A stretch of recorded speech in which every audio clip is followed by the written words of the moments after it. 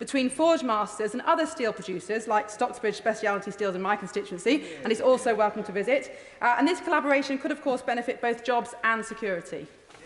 Minister. Thank you, Mr. Speaker. I am aware of the company in my honourable friend's constituency. Look, we did take the unusual decision, it is unusual, to acquire Sheffield Forge Masters to secure its unique capability to supply specialist, large-scale, high-integrity steel components. They're vital to defence programmes. Look, ultimately, it's for companies to manage commercial decisions for their future. However, to improve engagement, the Business Secretary reformed the UK Steel Council in 2021, which offers a forum for government, industry and trade unions to work in partnership on what is absolutely a shared objective for UK steel to have a competitive and sustainable future. Mohammed Yassin. Thank you very much, Mr. Speaker. The Aircraft Research Association in Bedford are the only UK-based facility capable of testing our future military aircrafts and components. Yet they are at risk of closure due to the change in electricity costs. Ofgem have stated that only the government can introduce an exemption scheme which would save the company and prevent the UK being reliant on foreign states to test our aircrafts. So will the Minister urgently meet with myself and ARA to discuss a way forward that protects our national security?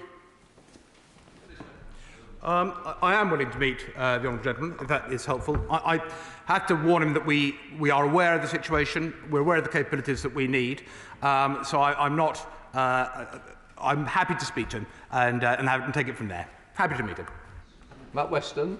Thank you, Mr. Speaker. I think many of us have been surprised or enlightened by the performance of the Bayraktar TB2 in Ukraine. What sort of message does this send to UK strategy, but also to our procurement? Happily, we were ahead of the game. It is part of the thing that we were part of the discussion we had as part of the IR. There are active processes in place both to test UAVs and indeed counter UAV technologies. We're very aware of it. Both this and also previous conflicts throw into sharp relief quite how effective these weapon systems can be.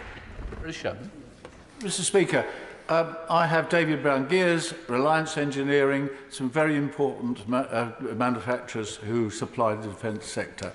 What they would like to know, what is the future for their business? You know, with the government that is going to reduce the size of our armed forces to 72,000, and last week's mini-budget gave no extra funding to the defence. If Vladimir Putin is watching the parliamentary channel, what does he think he's thinking today?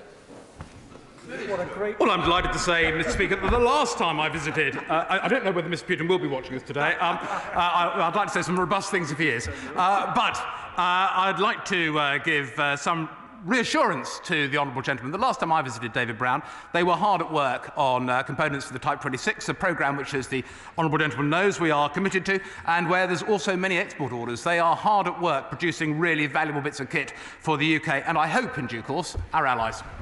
Right, let's come to Shadow Minister Chris Evans. Thank you, Mr. Speaker. The UK shipbuilding accounts for 42,600 jobs. Yet the government continually fails to protect this vital industry and highly skilled jobs by refusing to build British by default. Can the Minister give me one good reason why we cannot guarantee all future naval ships procured by this government are built in Britain using British steel? Yes, I can give him many more than one good reason as to why we have the strategy that we do. But just to name one of them, look at Type 31, Mr. Speaker. A fantastic British export success.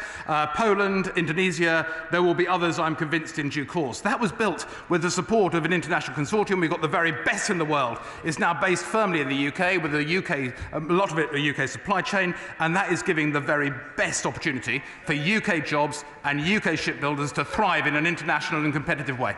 Wendy Chamberlain. Question 3, Mr. Speaker. Thank you, Mr. Speaker. Well, of course, we have an absolutely zero-tolerance approach to violence against women across defence, and our actions across education, training and the service justice system reflect that. Women can and do have brilliant careers right across defence, and the role models of senior women leaders across all three services reflect that. Wendy Chamberlain. My constituent had been living in the Armed Forces base in my constituency with her partner and children for whom she was their primary carer. During that time, she experienced continued domestic abuse, and when she took the brave step of leaving her partner, she was told by the base she'd be required to leave. As a result, she was made homeless and concerningly has had to leave her 2 very small children with her partner on the base. Now, whilst commitments to end violence in the first place are of course crucial, there will always be circumstances where it takes place. So I ask him, what support can his department put in place for those who suffer domestic abuse and their dependents whilst living within the Armed Forces community?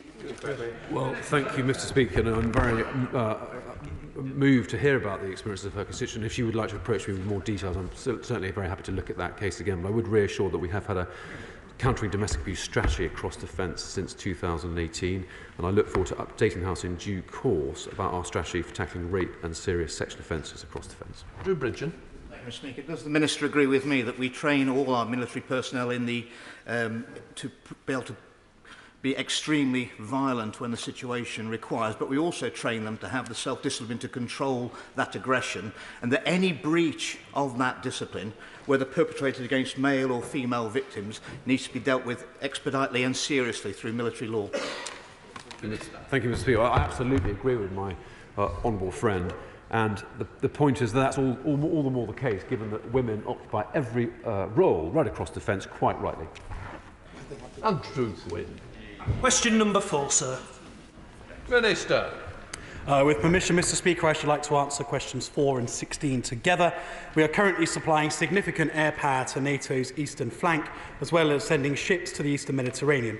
We have a well-established and enduring contribution to the NATO Enhanced Forward Presence battle group in the Baltics and in Poland. In recent weeks, we have almost doubled our military forces in Estonia to demonstrate this capability and our resolve to support that region. Andrew Gwynn. Can I thank the Minister, because the UK is absolutely right to bolster support to our NATO allies bordering Russia. And NATO is absolutely right in condemning Putin's illegal and atrocious actions in Ukraine. We on this side of the House stand shoulder to shoulder in upholding democracy, freedom, the rule of law and security. Now, of course, modern warfare isn't just about troops, weapons and equipment, so what more are we doing to work with our allies across NATO in strengthening cyber resilience in the alliance?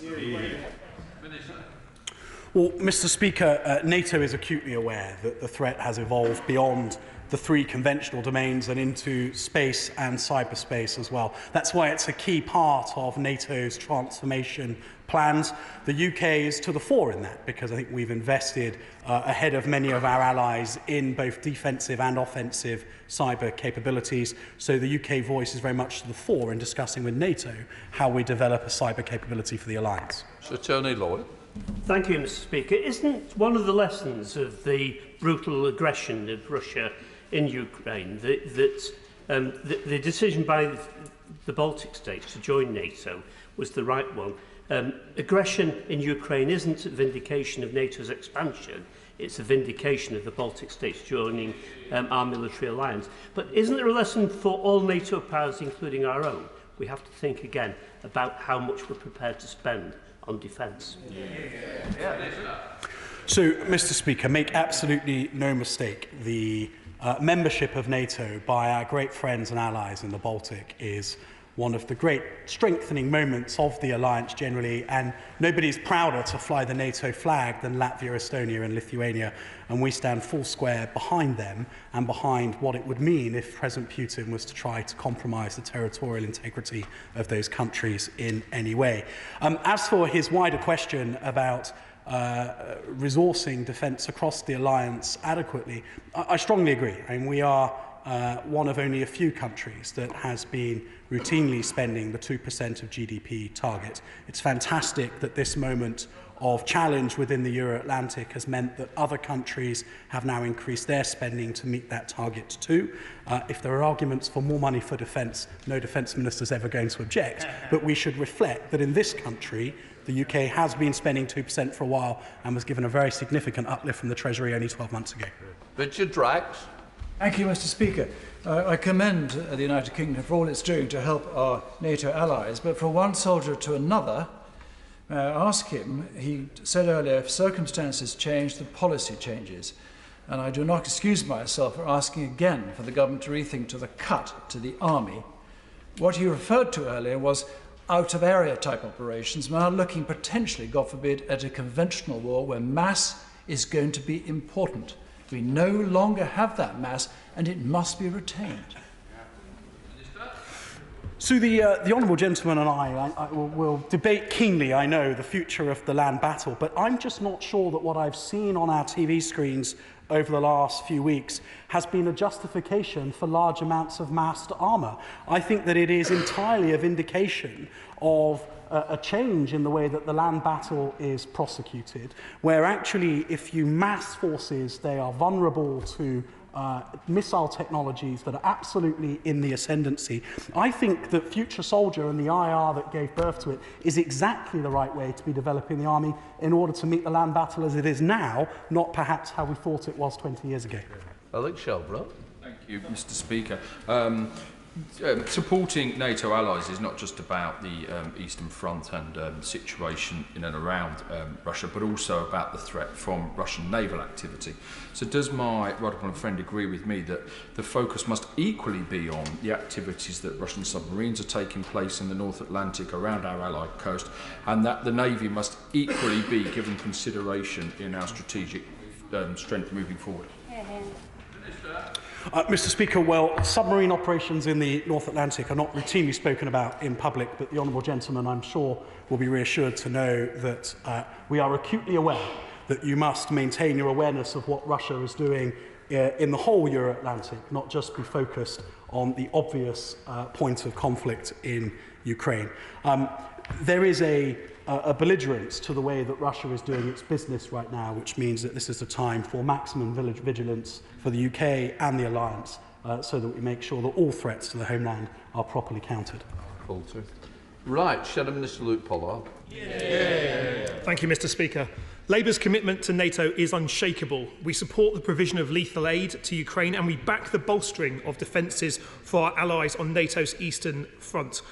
The government has already deployed various assets, including Royal Navy ships from Devonport that I'm proud to represent. But can the Minister set out what further forces are being prepared for deployment to our NATO allies? And can he say whether the cost of that deployment is coming from already strained Ministry of Defence budgets, or whether it will be met from the Treasury Reserve, as was the case during the last Labour government? So, Mr. Speaker, there's a constant regeneration of forces as two battle groups are committed to Estonia. More battle groups need to embark on the training pipeline in order to make sure that we have contingent land forces at readiness. Similarly, ships have been deployed to the two NATO standing maritime groups, and to exercise cold response, we continue to generate further ships to give more choice on further options thereafter, if requested by the Supreme Allied Commander Europe. And similarly with Typhoon and F-35, there's a large amount committed as part of the initial response force. But if SACEUR asks for more, we are generating more to have those at our disposal. The honourable gentleman asks about the money right now. All of it seems to be being met by the Treasury, but long may that continue.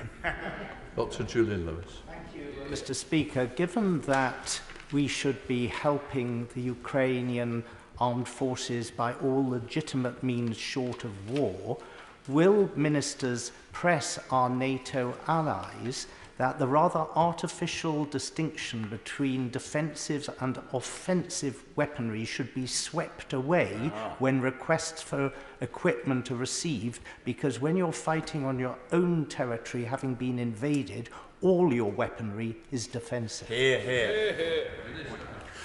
Speaker, I think the Right Honourable Gentleman makes an excellent point. I think it suits our purpose to refer to the equipment that we are providing in the context of the defensive role it can play. But Defence Intelligence over the weekend reflected on the fact that the armoured column to the northwest of Kyiv has indeed been pushed back in recent days. That's been pushed back because small bands of determined people are manoeuvring with weapon systems that are lethal, and that is forcing the Russians to move back into a place where they feel they can defend themselves better. So these are defensive bits of equipment. That, I think, is the right message to send to the Kremlin. If, in the ingenuity of the Ukrainian armed forces, they do something more, then that's good on Ukraine. Now we come to SNP spokesperson Stuart M. McDonald. Mr. Speaker, can I, on behalf of these benches, welcome the letter from Speaker Stefanchuk to this House also. Mr. Speaker, the last time I exchanged with the Secretary of State, albeit he can't be with us this afternoon, it was in relation to the NATO strategic concept, and he said to me at that point, when I asked about the government's... I don't know. Can I just remind people you have to stay for two full questions after the question you've asked. Too many members have asked a question already left, so can I just remind people, please wait 2 full questions, show the courtesy of the House. You've had the benefit of a question. Sorry to interrupt you, but I need to get it on record. Especially so when I'm on my feet, Mr. Speaker. But when I last spoke to the Secretary of State across the floor of the House, I asked about the upcoming NATO strategic concept, second in importance only to the Washington Treaty itself. Can I ask the Minister specifically about that? Is that still planned to be happening in June, or will the timetable for that move because of Russia's war on Ukraine? And in terms of what we can expect to see from that, will we have the government's Arctic strategy before then? And in terms of containing Russia, the Secretary of State said at our last exchange he planned to have a conversation with Sakar about that very issue. Can the government tell us what its priorities will be for containment of Russia going forward? Your Honour, I have to accept my apologies, but so important is the NATO strategic concept that I'm afraid it is very much something that the Secretary of State works on with the team immediately around him. He'll need to write to the Honourable Gentleman the detail that he asks for. Stuart Malcolm, right now. Well, I'm always happy to write, Mr. Speaker, but perhaps then I could, from that, take the Minister to an important issue. NATO's clearly focused on bolstering its own defences. It's focused on supporting Ukraine militarily. Several NATO and non-NATO member states are supported on doing the same, plus supporting Ukraine economically. But Ukraine will require Marshall Plan levels of rebuilding and international cooperation and support across NATO countries, across EU countries and countries further afield. Can he enlighten the House as to what discussions are taking place in NATO, specifically with the focus to helping that country rebuild? Because this war will come to an end eventually, and our friendship must continue the day after. So, Mr. Speaker, I think that the discussions in NATO very much focus on the Euro-Atlantic security implications of this conflict and what the situation may be after it is completed. I think that the wider sort of geopolitical discussion, the economic plan, amongst other things that the Honourable Gentleman rightly asks for, are things that may be being discussed within NATO, but I don't think they are the focus of NATO discussions. I think they're much more the focus of discussions within the G7, the EU, and within other ad hoc groupings that are coming together in order to worry about exactly what's next. Please, Villiers. Question number 7, please, sir. Mr. Speaker, in recent months, the Secretary of State has met with his NATO counterparts twice in Brussels and travelled to over a dozen European capitals. The UK is standing by its commitments to our NATO allies, acting to provide reassurance to allies and partners. The UK has doubled its NATO presence in Estonia, and a deployment of Royal Marines is now in Poland on a bilateral basis. Please, Villiers. Government cooperate with NATO allies to continue the flow of lethal aid to the Ukrainian armed forces, including weapons such as Starstreak to defend against aircraft attacks? Mr. Speaker, I didn't take the opportunity in the previous question, but the Right Honourable Lady gives me the opportunity here to make an important distinction that NATO is not the provider of lethal aid into the conflict in Ukraine. NATO is looking at how it doubles down on its eastern flank in order to contain the violence within Ukraine and so show the resolve of NATO countries to stand up for Article 5.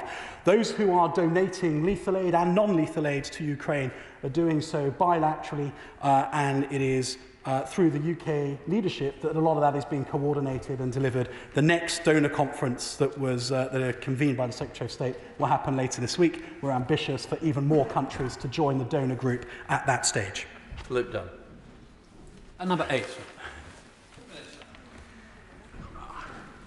Mr. Speaker, the integrated review outlined that Defence forces must prepare for most persistent global engagement and constant campaigning to counter emerging threats. We're continuing to monitor the situation in Ukraine to ensure we remain threat-led and in line with the agile planning and delivery mechanisms developed following the IR. We will continue to review our capabilities and readiness levels accordingly. Philip Dunn.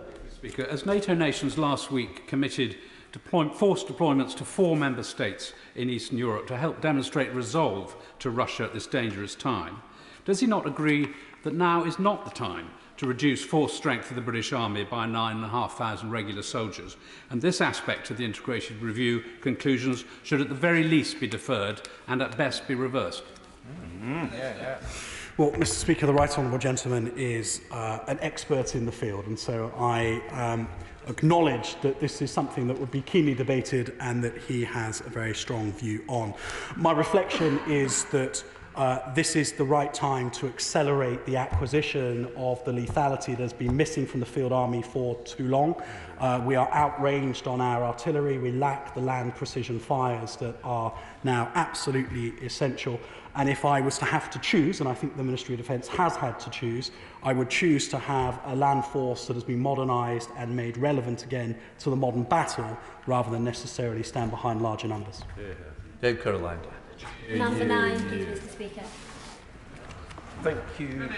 Thank you, Mr. Speaker. I'm very pleased to have regular discussions with colleagues across government on our Veterans Strategy Action Plan, and this contains over 60 policy commitments amounting to £70 million of additional investment on priorities including employment, data, skills and healthcare. And we continue to work closely with government departments, research, academics and service charities at all levels to deliver its commitments.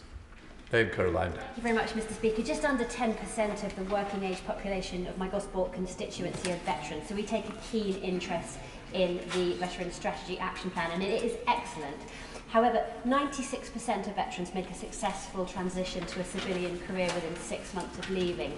And it isn't until page 32 that the plan talks about promoting a positive image of our veterans. So can we change the headline here, that service veterans are excellent people to employ? Mr. Speaker, well, she affords me a useful opportunity to make exactly that point, and I should firstly thank her for the magnificent work she does in support of her Armed Forces community and veterans in Gosport. And the reason, Mr. Speaker, there's such high demand for veterans in all sectors is that they make brilliant employees, and if you're in the Armed Forces, military service does indeed give you skills for life. Mr. Speaker, I'm sure that pursuing a Commonwealth veteran for 36 grand in NHS costs is not part of the MOD strategy. So does the Minister agree with me that it's wrong that someone who served our country, who's risked their life in Iraq and Afghanistan, is being treated in this way? And if the Minister does think it's wrong, will he work with me and others to put it right? Well, I do agree that it's wrong, and I look forward to updating him personally about that case in particular. Shadow Minister Stephanie Peake. Thank you, Mr. Speaker. The Veteran Strategy commits to ending veteran rough sleeping by the end of 2024. Can the Minister tell the House how many veterans are currently sleeping rough? And if he can't, how does he intend on meeting that target when he has no plan, no resources and no data? Well, Mr. Speaker, we do have a plan, and it's reflected in the fact that the covenant is now deliverable right across local authorities. It now has teeth through the statutory guidance that we have delivered and legislated for the first time ever. So I think actually at local authority level, which is where these services are delivered, we have brought real tangible change, of which we can be very proud. Number 10, Mr. Speaker. Mr. Speaker, Britain was the first European country to supply lethal aid to Ukraine. The UK has so far delivered over 4,000 NLAW anti-tank weapons, Javelin anti-tank systems, and committed to provide Starstreak missiles. We will continue to deliver more. We have also delivered non-lethal aid in the form of body armour, helmets, boots, ration packs, rangefinders and communications equipment. Fletcher.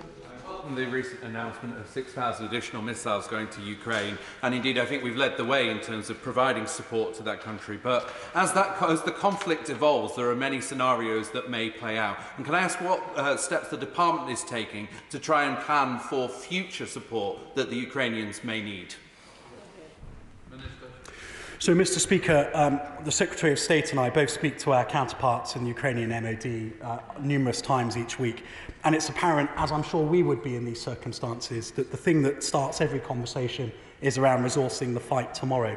The great advantage of the partnership and the trust that the UK and Ukrainian MODs have is that we're able to do some of the thinking about what they might need next week, the week after, and in 3 months' time. And we're working very hard to make sure we're queuing up industry to deliver those capabilities as quickly as we can. Patrick Grady. How much of the MOD's spending on that kind of relief in Ukraine will be counted as official development assistance? I need to write to the honourable gentleman, but I'm not sure very much of it at all. Steve Bright. Number 11, please, sir.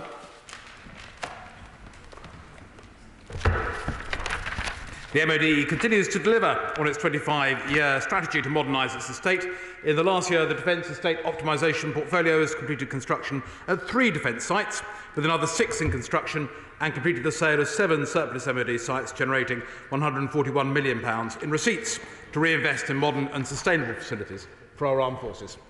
Steve Bryan. Mr knows that Sir John Moore Barracks in my constituency is marked for disposal under the programme. He also knows that what goes in its place is causing great anxiety. Now, as we reduce the size of the army in pursuit of the future soldier proposals of the IR, it's obvious that some consolidation will be needed around the training estate. But I want to know if the Minister shares my concern about losing what is a good facility and good order at the ATR in Winchester, given the conflict of the present, and I suspect for some time to come, looks very 20th century, not necessarily in terms of offensive ground operations, but in terms of all the other things, the boots on the ground, that we require of our armed forces.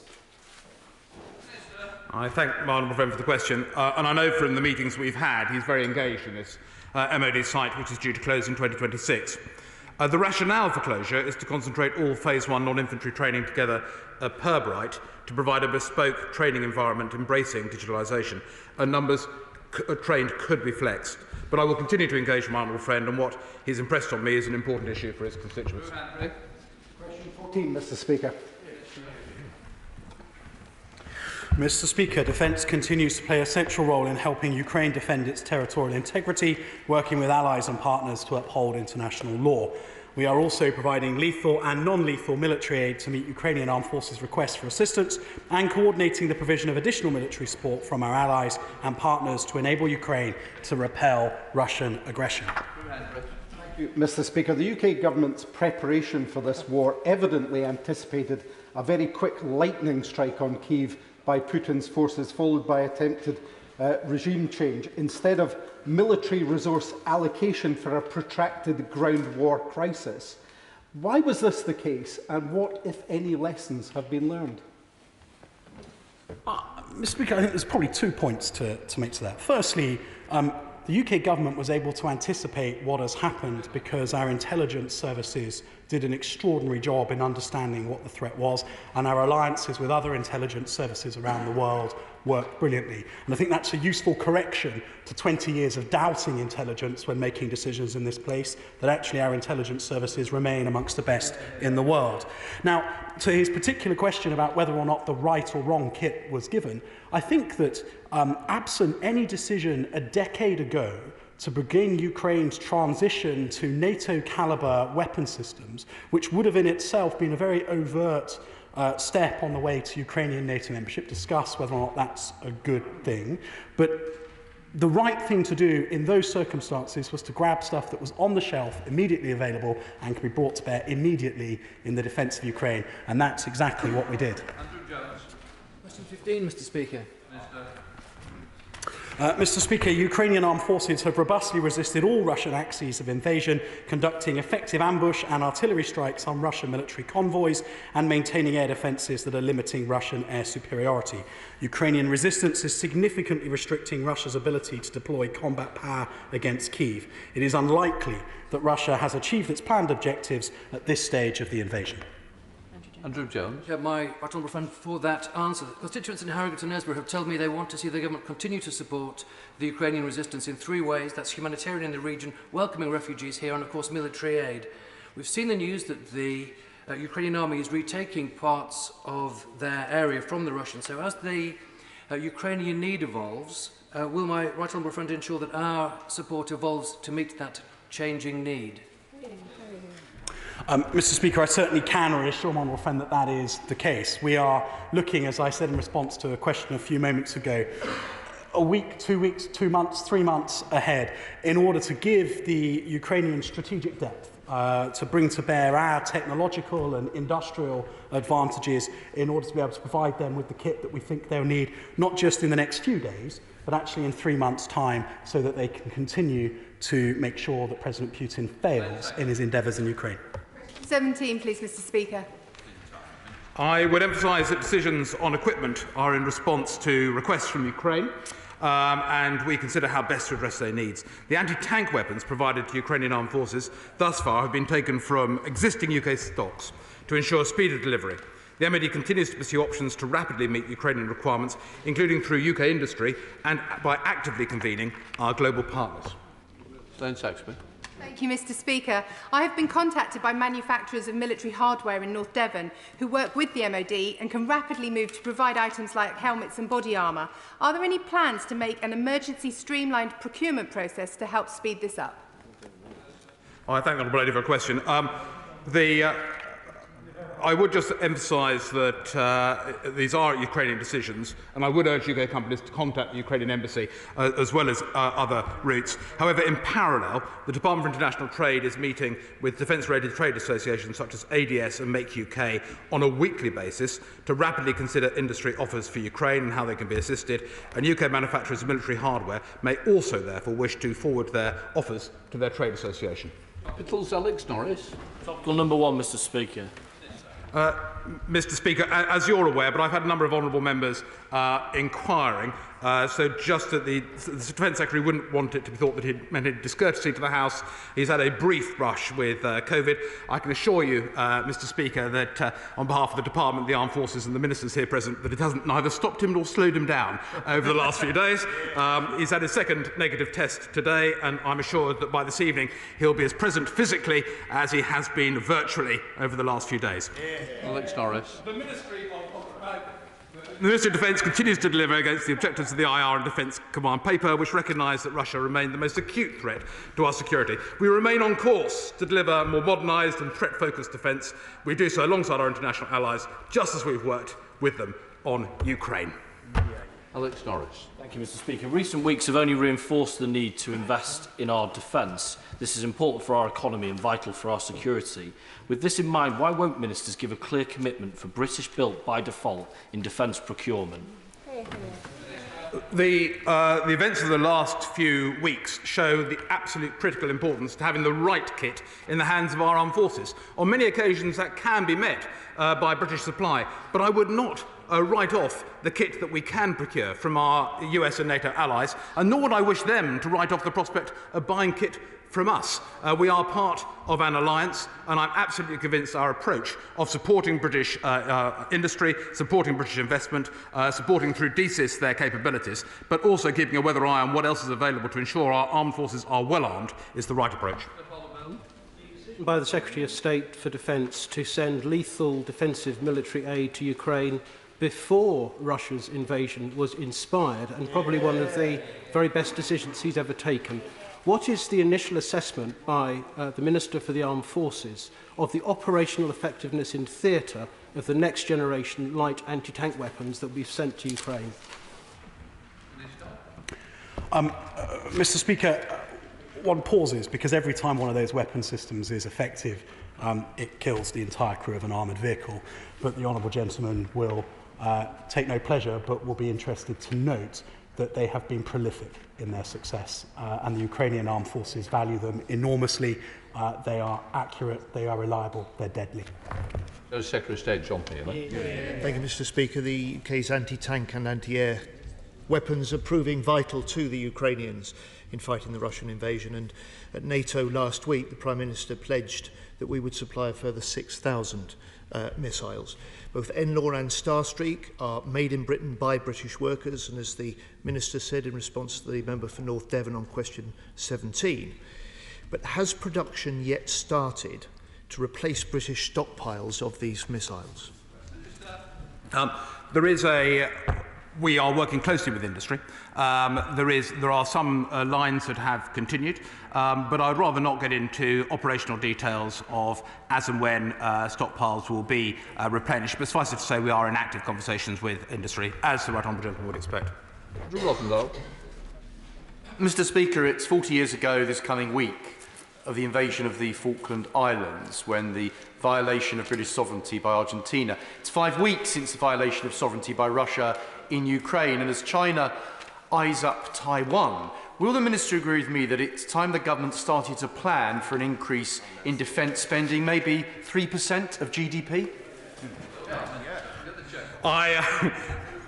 Thank you, Mr. Speaker. I hear what the honourable friend says. I note his concern. It's clearly something, as the IR made clear, we always look at this from a threat basis, and what is required we fund. But I would also remind him we are the biggest defence spender in Europe, the second biggest in Nato, and we were pleased to receive a £24 billion uplift in the current spending period. Thank you, Mr. Speaker. As a member of Scottish Affairs, I had the pleasure of visiting Lossiemouth earlier this year, and Lookers Airfield in my constituency is still maintained as a backup site for operations. Given the current situation, can the Minister advise on sonar radar upgrades, because it's important that backup facilities are also fit for purpose? I thank the Honourable Lady for her question. I think I wrote to her last in November of last year on that issue. I'm afraid we haven't moved on yet. We're still studying exactly what radar configurations will be required, but it is actively being looked at, and I certainly commit to updating the Honourable Lady when I can give her an assurance one way or the other. Julian.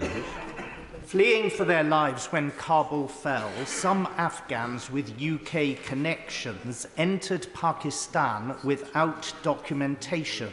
Will ministers urgently devise a practical plan safely to bring to the UK those Afghans who have entry visas to come to this country but who are still being hunted by the Pakistani police, whose government apparently wants to hand them back to the Taliban? Mr. Speaker, the right honourable gentleman knows that I've been engaged in this for him for some time, and I'm told from my phone that the High Commissioner has, I think, now reached out to explain the situation. But for the benefit of the wider House, there is a challenge where those who arrive in Pakistan with eligibility to come to the UK under whichever government scheme they are intending to come, but have not entered Pakistan legally, the Pakistan government is taking a view on limiting our abilities to process those people. We are working hard to persuade the Pakistan government to take a different approach.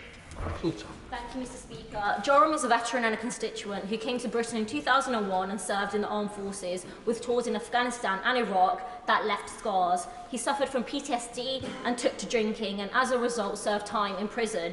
But he turned his life around. He's now a painter and decorator and a father of 2. But the Home Office is seeking to deport Joram to Zimbabwe, where he has no connections, and when he was last there more than 15 years ago, he was tortured for having served in our armed forces, and that risks happening again in the future. So will the Minister intervene to stop Joram, a veteran, from being deported? Thank you, Mr. Speaker, and I would be very pleased to review the details of this case and correspond directly with her. Thank you, Mr. Speaker. It is vitally important that we protect our veterans from vexatious legal claims, something we've already put in place for those who served overseas. Would the Minister agree to work with the Secretary of State for Northern Ireland and the Government to ensure legislation is also urgently brought forward to help protect our Northern Ireland veterans? Thank you, Mr. Speaker. We are grateful to all veterans of Op Banner, and we seek to give them closure with honour and finality, and I'm pleased that the Secretary of State for Northern Ireland will in due course bring forward the requisite bill. Mr. Speaker, thank you. The most effective deployment of our submarine forces in response to Russian deployment is surely intelligence dependent. Now, the membership of the Joint Expeditionary Force is not synonymous with that of NATO. Can I press the Minister and say, are we making every effort to glean intelligence as to Russian naval deployment from these other countries? Mr. Speaker, our intelligence of Russian submarine movements is, as on the right honourable gentleman imagines, some of the most sensitive, but he will be reassured to know that we are absolutely working with allies to make sure our understanding of where Russian submarines are is at the best it could possibly be, and that we are postured to make sure that we meet whatever threat there may be as a consequence. Thank you, Mr. Speaker. I'm sure my right honourable friend will agree with me that Poland's recent decision to award Babcock the contract for the Arrowhead frigates for the Polish Navy is a brilliant example of British shipbuilding capabilities being used to support our NATO allies. I'm delighted to join my honourable friend in welcoming that down selection. There's still a process to go, but if they've finally got over the line, as I hope, that'll be great news for Babcock, great news for Scotland, and great news for British shipbuilding. I've been on multiple occasions to see them opposite number in Poland and to host them here in the UK. I think they're making a great choice. Mr. Speaker, one of my constituents, a British and Afghan dual national, travelled to Afghanistan in June last year to visit his wife and 3 children aged under 10. During the evacuations, they were advised to proceed to the Baron Hotel, but were not processed before the suicide attacks. Since then, they've been trying to get to the UK, but the FCDO say they need a visa, and the Home Office say they're ineligible for the resettlement scheme. What urgent action can the Minister take with colleagues in the Home Office to ensure that my constituent can return safely to the UK with his young family? Mr. Speaker, the Honourable Lady's question implies, I think, that her constituent was not eligible to come under the Ministry of Defence administered ARAP scheme. I know there will be no consolation to him nor his family in Afghanistan. We're working hard with other government departments to make sure that those who were called forward under the Leave Outside the Rules scheme that was in operation during Operation Pitting still are looked after, but is a discussion that I'll need to have with other ministers, and I'll ask one of them to write to her with an update on that case. Thank you, Mr. Speaker. I understand that Starstreak anti-aircraft missiles are being made available to Ukraine. Can I ask my honourable friend, could this kit be used to protect humanitarian corridors and nuclear power plants? Mr. Speaker, they certainly could be. They're a highly effective weapon system, but we are not seeking to be in any way prescriptive with the Ukrainians about how they are employed. They will understand their plan better than we do. We give them these weapon systems confident that they will bring them to good use, and thus far that's been proven to be correct. Mr. Matheson. Speaker, does the Minister share my concern that the agility and mobility hoped for in the Future Soldier programme will be thwarted if those soldiers are stuck in traffic on the M6 near Wheaton Barracks? Wouldn't it be much better to keep the Dale Barracks in Chester open and have a wider operational footprint for our future soldiers? Very nicely done, Tristan. It's an ingenious construction, Mr. Speaker, one which we always think about, but we don't have any plans to change that element of the DEO, I'm afraid, at this point. Dr. Matthew Offord. Ukraine is becoming one of the most contaminated countries in the world, with explosive weapons, landmines, cluster munitions and unexploded ordnance posing a threat to military and civilians alike. So will a minister meet with myself and leaders of the UK EOD and Mine Action community to discuss how we can plan for the enormous decontamination task ahead of us? Mr. Speaker, I certainly will. I've had the I'm not sure it's misfortune or good fortune, but to visit a number of countries that have been heavily mined in the past, and you see the tragic human cost that comes from countries where they have been heavily mined, but also the hope that comes with a meaningful demining programme. I'll be delighted to meet with the organisations he suggests. Rachel Maskell.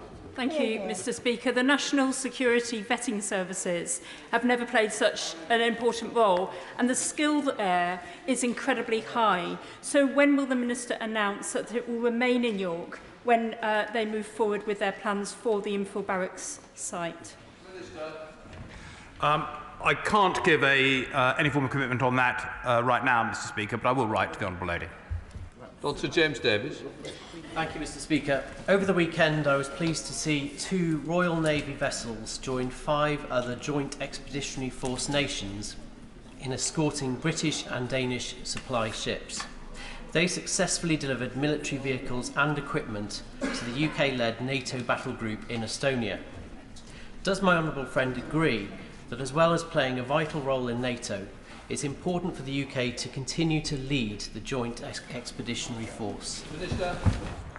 Well, Mr. Speaker, I certainly do. NATO has been the absolute cornerstone of Euro-Atlantic security since the end of the Second World War. Long may it continue to do so. And the JEF, nor the EU, nor anything else should be seen as an alternative. But there is a market, I think, for complementary organisations like the JEF, which don't require consensus. And I think the JEF is showing absolutely its value in the way that it's being used at the moment. Monaghan. Speaker, the Veteran Strategy Action Plan includes a commitment to address the historic hurt or disadvantage that sections of the veteran community have experienced. Can the Minister confirm if this will include compensation for LGBT veterans? Thank you, Mr. Speaker, and I look forward to announcing further progress on this review in due course. And I don't want to preempt the terms and conditions of the Chair, but I think it will be reassuringly broad. James Gray. Thank you. While it is perfectly true that any sensible person in the West would rather President Putin were not the President of the Russian Republic, would the Minister not agree with me that it's vitally important that we should reiterate at every second that we can that NATO is a defensive alliance amongst 30 people, that if there's one boot that goes over the line onto NATO land, we will react, but in the meantime, the person of the presidency of Russia must be a matter for the Russian people and not for us? My honourable friend is correct. NATO is a defensive alliance. We're working very closely together. As my honourable friend, the Minister of the Armed Forces, stated earlier on, we're undertaking measures to ensure that NATO retains that deterrence and that defensive posture which is appropriate in these times. But we are focused bilaterally on Ukraine and supporting Ukraine. That is the focus of our policy. Andrew Gwynn. At the last defence questions, I got what I hoped was an encouraging answer on behalf of the nuclear test veterans in what will be their 70th anniversary since the first nuclear tests. Can the Minister update us where we're at in terms of recognising these veterans and their families for their sacrifice? Speaker, this continues to be under review, and I look forward to updating you in due course. Ministers have already said that we've supplied 4,000 NLAWs and other equipment and deployments, that we're supplying 6,000 more. Meanwhile, Germany says that they will supply 1,000, and France hasn't actually stated what they're going to supply. And as far as I know, nothing has actually been supplied. So what advice do we give to our colleagues in Europe about how to actually get their equipment into Ukraine? Mr. Speaker, it's not just advice. We offer a service whereby we will go to countries around Europe, pick up stuff and make sure that it gets forward to Ukraine. And at the International Donor Coordination Centre in Stuttgart, which I had the pleasure of visiting last week, the UK 104 Brigade headquarters is the global lead on coordinating how all of that lethal and non-lethal aid arrives in countries that neighbour Ukraine and how it is moved on thereafter. Thank you. Richard Holden. Indeed, Mr. Speaker. With the next generation Challenger 3 turrets being built in the North East, supporting hundreds of jobs, the Defence Science and Technology Centre, working with Newcastle and other local universities, and Crook Defence Systems in my North West Durham constituency, providing the armoured vehicle tracks, but not just British tanks, but also those of our allies across NATO and Europe. Will my right honourable friend continue to ensure that the North East firms and workers remain at the heart of British defence procurement? They are, and I had a great day last Thursday opening the AI hub for DSTL in Newcastle and pressing the button to start the production of the turrets of our Challenger 3 tanks, which my honourable friend refers to. There's a great history of defence manufacturing in the North East, and it's going to have an even greater future. Right, that's the end of defence questions. We now come to the urgent question. Can I call the Shadow Secretary of State, Louise Haigh? Thank you very much, Mr. Speaker. To ask the Secretary of State for Transport if he will make a statement on the conduct of P&O Ferries, Chief Executive and Board, and the action they will take to safeguard jobs. Minister. Thank you, Mr. Speaker. I know the whole House has been left appalled and angered by the behaviour exhibited by P&O Ferries towards their workers over the last week. As a government, we will not stand by and allow hard-working, dedicated British staff to be treated in such a manner. This morning, my right honourable friend, the Transport Secretary, wrote to the Chief Executive of P&O asking him to pause and reconsider and offer his workers their jobs back on their previous terms, conditions and wages, should they want them.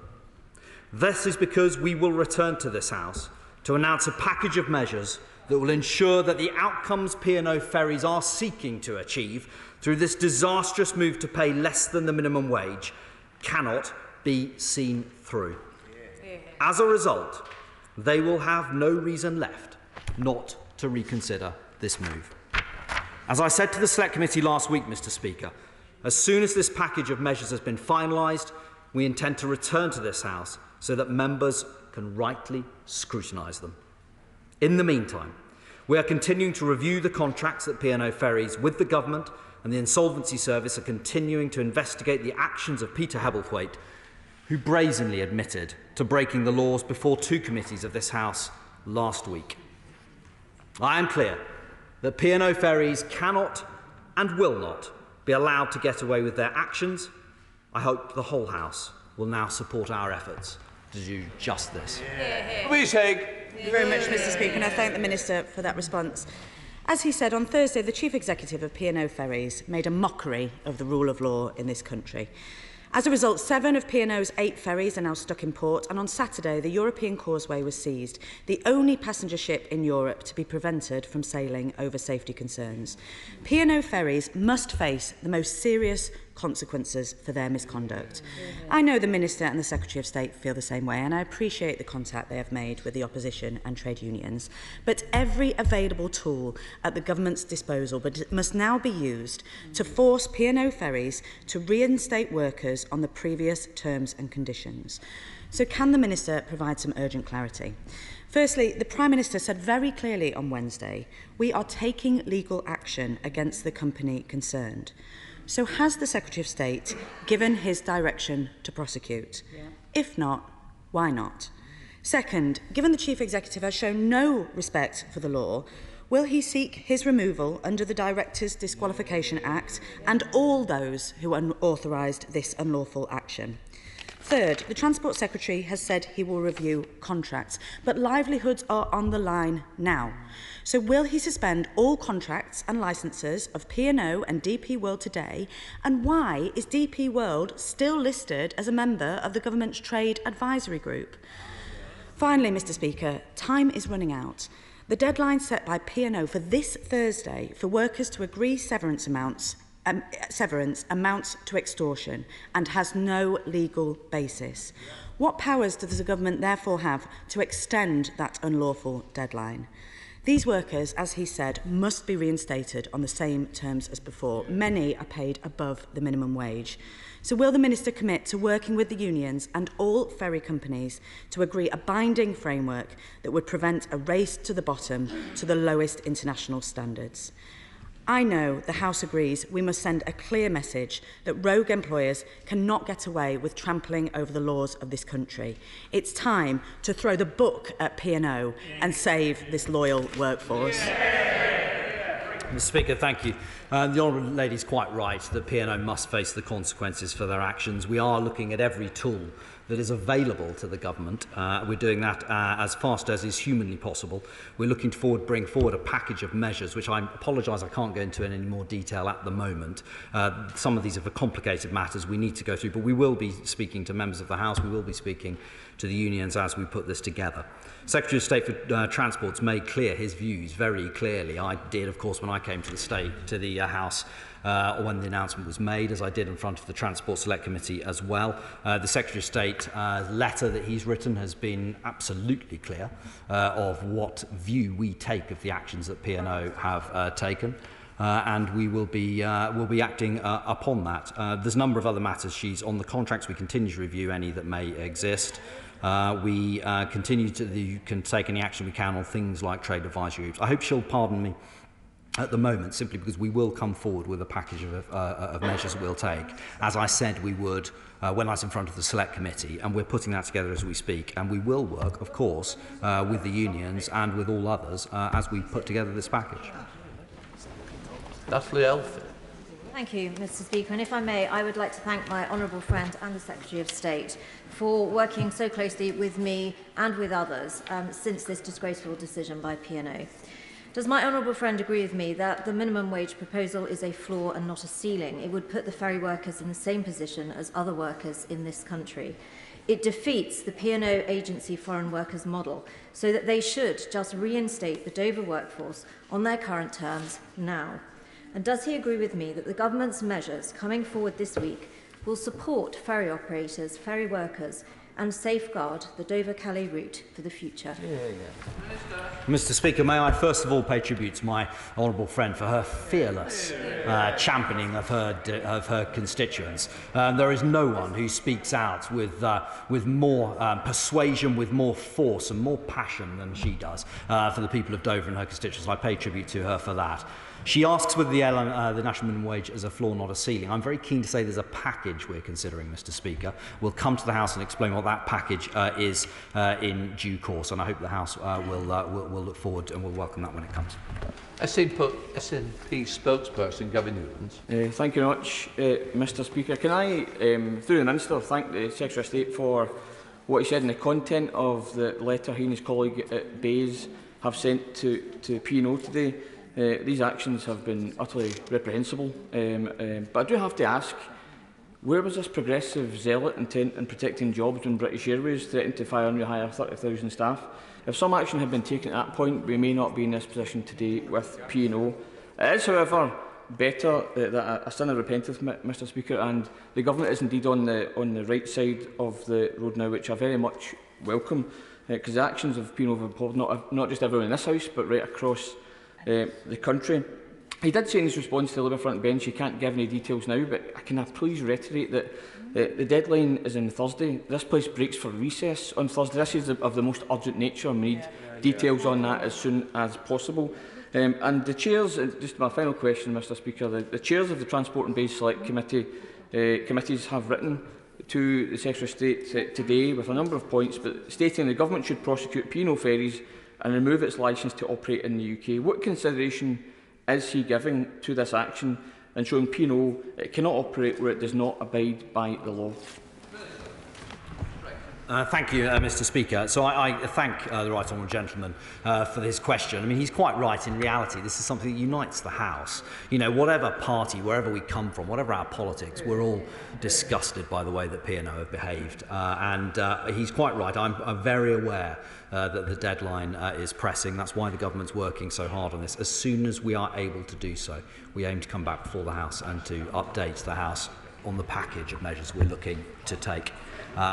That'll include all of them. Honourable Gentleman reminds me, he's reminded me of one of my feet, a couple of questions I haven't answered, which I'll consider the point that he's raised around licences in particular. That's what, we can consider that as we're going along. I know there are some letters that are being written. I haven't yet seen those, but I'll be very keen to see the suggestions that are made in those as well. As I said when I was in front of the Transport Select Committee last week, very keen to work with the Select Committee and the unions with any constructive suggestions they've made. There have, Mr. Speaker, hope you'll pardon me just taking a second more to say this, some very constructive suggestions from all sides of the House.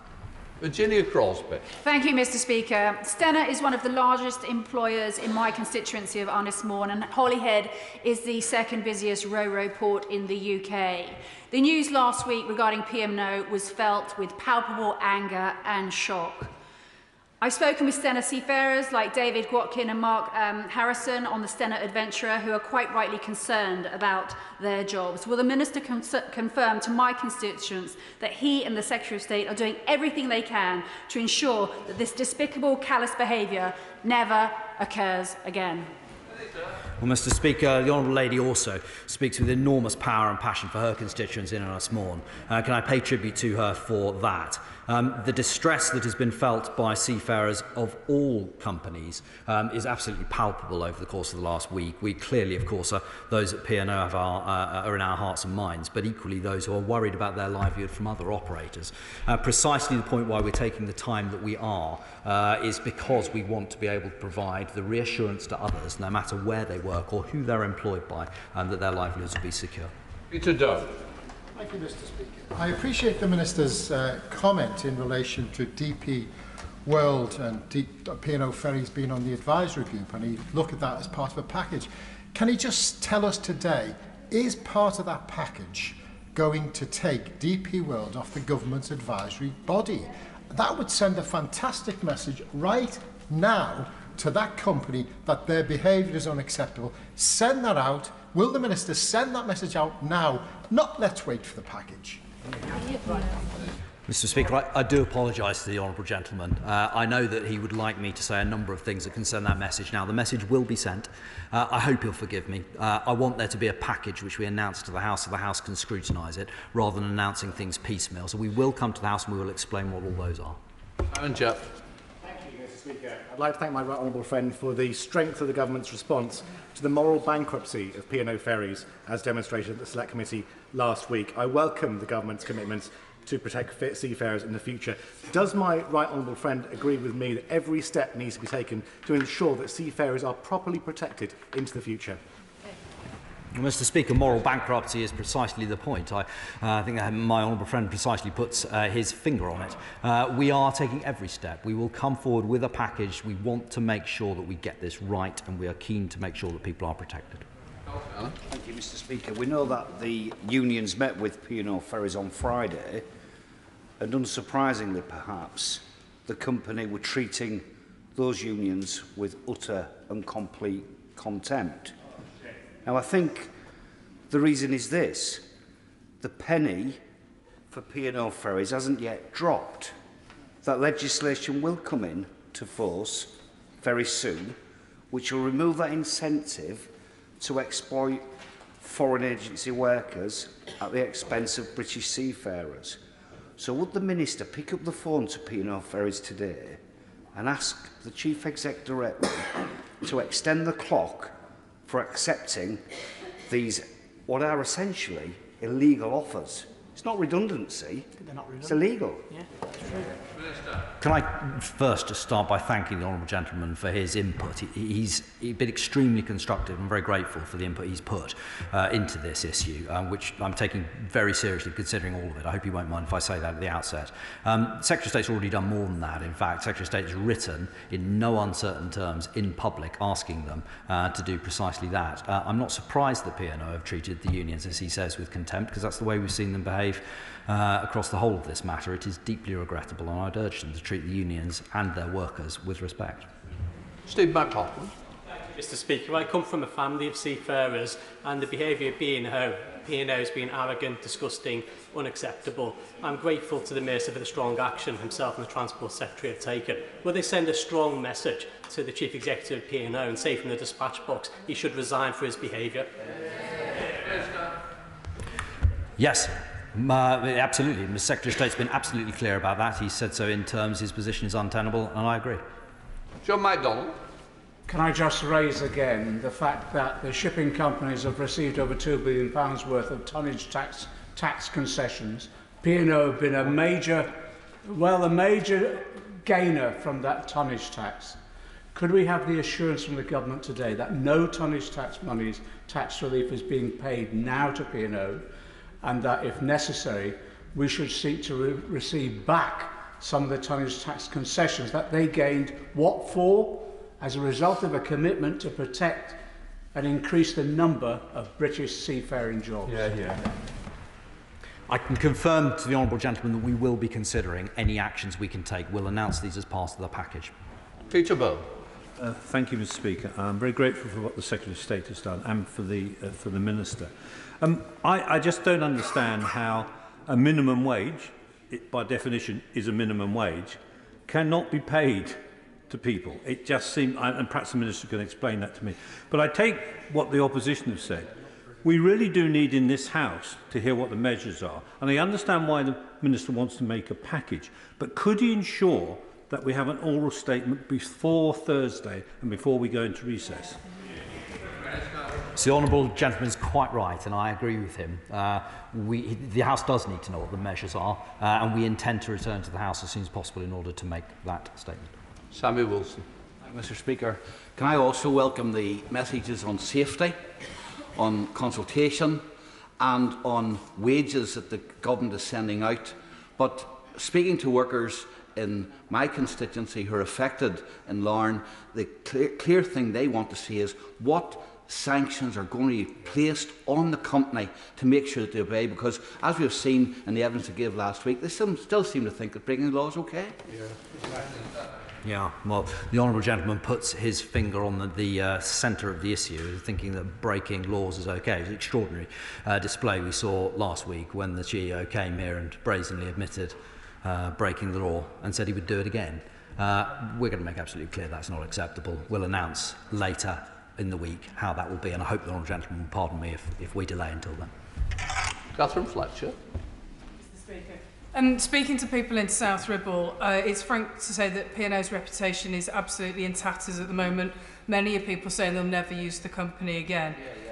May I thank the Minister for the Secretary of State's strong letter this morning, calling for, and does he agree with me that the Chief Executive Officer of P&O Ferries should strongly consider his position? I do. Dame Diana Johnson. Thank you, Mr. Speaker. And just following up, actually, from that question, I just wondered, the Minister said there's going to be a package of measures that he'll be announcing later this week. But will one of those measures be the removal of the Chief Executive as a director under the company's Directors Disqualification Act 1986? Can you just say whether that is under active consideration? Here. I know that a number of members will wish me to start talking about individual measures, and I hope the Honourable Lady will forgive me that I won't do that. We will come to the House and explain what that package of measures are. We're quite clear, however, about the position of that individual in question, that his position is untenable and he ought to go. Ammon. Thank you, Mr. Speaker. Experienced crews are familiar with safety requirements. Could my honourable friend say and ensure the House that before any vessel leaves port, or any ferry leaves port now, a full safety inspection will take place before it leaves? Yes, and indeed the MCA have detained one vessel to ensure that hasn't taken place. And the MCA, I have total confidence in them. They will ensure that any vessel is safe before it sails. Carmichael. To that question, Mr. Speaker, it surely has to be the case that the results of these inspections will be published in full so that the public can have confidence in what is being done. But as well as being in breach of their duty to inform the Secretary of State about their intentions, it appears that P&O are also in breach of their duty to inform flag states. Is that a matter which it is in Government's intention to pursue? We're considering any options that may be relevant after the actions of P&O last week. We consider all and everything. Laura Farage. Thank you, Mr. Speaker. One of the most damaging concessions that was made at the Select Committee last week was that it was cheaper for P&O to dispense with their Section 188 consultation obligations because it was more cost effective for them to pay 800 protective awards and then move on to agency worker rates of £5.50 an hour below the national minimum wage. The way they're doing this is by paying British national minimum wage up to the limit of British territorial waters and then moving on to rates of below £2 an hour. I know how hard my honourable friend is working on this issue, but we don't have this in the airline industry where they go between jurisdictions. So could he look very carefully at the territorial limit of the national minimum wage obligations? I will indeed. It's one of the issues we are discussing. The honourable lady is quite right to draw attention to it, and I thank her for her expertise. Bill Estes. I was at the port of Liverpool on Saturday, and I met sacked P&O seafarers from both Liverpool and from Larne who'd come across using a different carrier to show their solidarity to their Liverpool comrades. And they told me that about the MCA inspection in Larne that's kept the vessel in port. But they said, I'll pass back to you their message. They want their jobs back. They want their jobs back on their existing terms and conditions. But they don't just want a review of the licences. They want proper action because they want the government to show that they really are on their side now and not to leave any doubt about whether they're on the side of billionaires from Dubai. I can be absolutely clear now, we're on the side of the workers. We'll be explaining what we're going to do in the House later this week. Mark Palsy. Thank you, Mr. Speaker. May I congratulate the Minister on the robust approach the government is taking to this matter. But, Mr. Speaker, many small business owners and managers work long and hard to get personnel matters right and to do the right thing and to comply with employment law. Would the Minister consider what signal it will send to them if P&O ferries get away with wilfully ignoring the law? Well, that's a signal that we cannot have. We cannot have any company willfully ignoring the law. We want to make sure that every company knows it has to do the right thing and they must do the right thing. Mick Whitley. Speaker, the government's response to the mass sackings of 800 P&O workers has been shameful in my view. Ministers failed to step in and save jobs. They refused to support Labour efforts to outlaw fire and rehire in October, and they're not seeking disqualification of P&O's chief executive from holding a company directorship for brazenly and knowingly breaking employment law. Now, many of my constituency employed in the maritime industry are afraid that their jobs could also be under threat. Will the Secretary of State urgently commit to bringing forward legislation that will guarantee the strongest employment protections are available to everybody working in the UK maritime industry, so that no one is ever treated as contemptible as the 800 P&O workers were? Well, I don't agree with the honourable gentleman's way of describing the government's approach to this. I don't think we could have been any more robust. But the overall thrust of his point that workers should be protected, I agree with. We will come to the House and we will explain how we're going to do that as soon as we possibly can. Volpo. Thank you, Mr. Speaker, and I welcome the Minister's statement, but two of my neighbours and constituents with a combined service period of 51 years were laid off by email last week and are understandably upset that they do not know where their money is coming into their household going forward. Can he assure me that the package of measures that he will be introducing, and I understand that he cannot go into detail, but can he make sure that at the heart of that package are workers' rights, and that in future no company like P&O will be able to take these actions going forward? Yes, Mr. Speaker, that's precisely what we aim to achieve. Very grateful, Mr. Speaker. I was heartened when the Minister in opening said he will not stand by and allow workers to be treated in such a manner. But P&O's arbitrary and illegal deadline of 31st of March this Thursday for all SAC ratings to sign a severance package which effectively buys their jobs but also seeks to use a legal device to muzzle them, that's this Thursday. So when the Minister says he's going to bring a package to this House as soon as possible must be before Thursday. The honourable gentleman's point, it's not on the way that these people have been treated. It's absolutely unacceptable. This is complicated, so there are a number of things we just have to go through to get this right. As soon as we can come back to the House, we will. But in the meantime, the letter that the Secretary of State has written, it makes precisely the demand that he asks. Richard.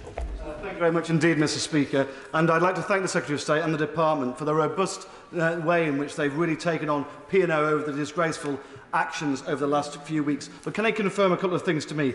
Firstly, that all the contracts and relationships P&O have with the government are going to be under review. Can he secondly confirm they will block the outcome that P&O are after, which is specifically trying to pay workers less than the minimum wage? And thirdly, can he agree with me that the CEO should either resign or be sacked immediately? The honourable member makes a number of excellent points there. We will consider those as part of the package, but I can assure him that the thrust he's seeking to achieve is the same as the government. Dan Carlton. Thank you, Mr. Speaker.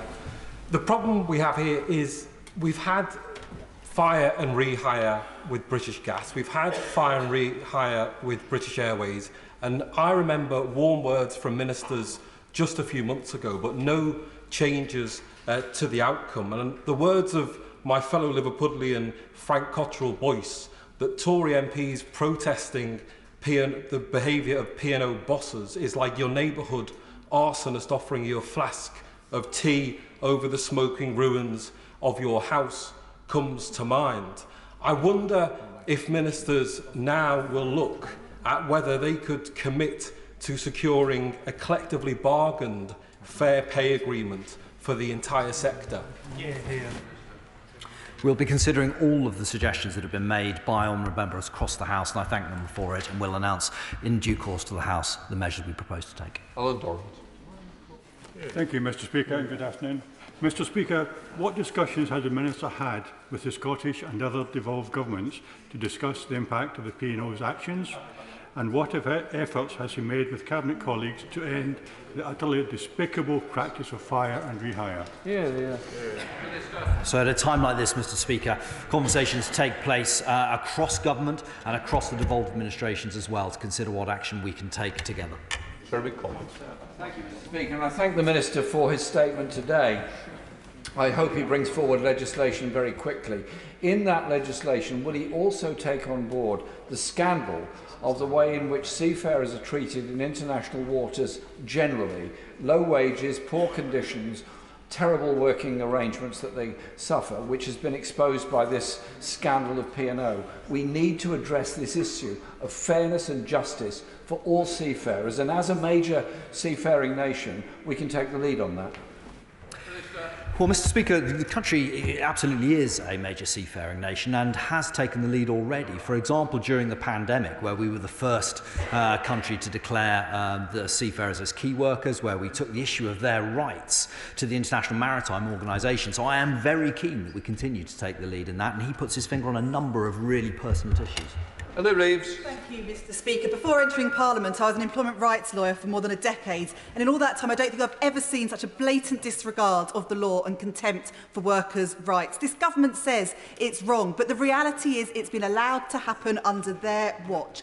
They've failed to ban fire and rehire, failed to extend national minimum wage to seafarers. If it wasn't from the legal challenge from Unison, we'd still have fees for the Employment Tribunal. No wonder employers think they can get away with it. When is this government finally going to stand up for workers' rights? Yeah, unfortunately, Mr. Speaker, the Honourable Lady is just wrong in a number of points she makes. I mean, for example, in 2020, the national minimum wage was extended to the vast majority of seafarers working on the UK continental shelf. She's just wrong about that. It's the regulation from 2020. There is an issue here that we are seeking to address, and we are addressing it. Where are you gone? After admitting to the Select Committee that he had broken the law and would do so again, the nation has concluded that Peter Hebblethwaite is not a fit and proper person to be a director, not just of P&O, but of any company. When will the government also reach that conclusion and disqualify him?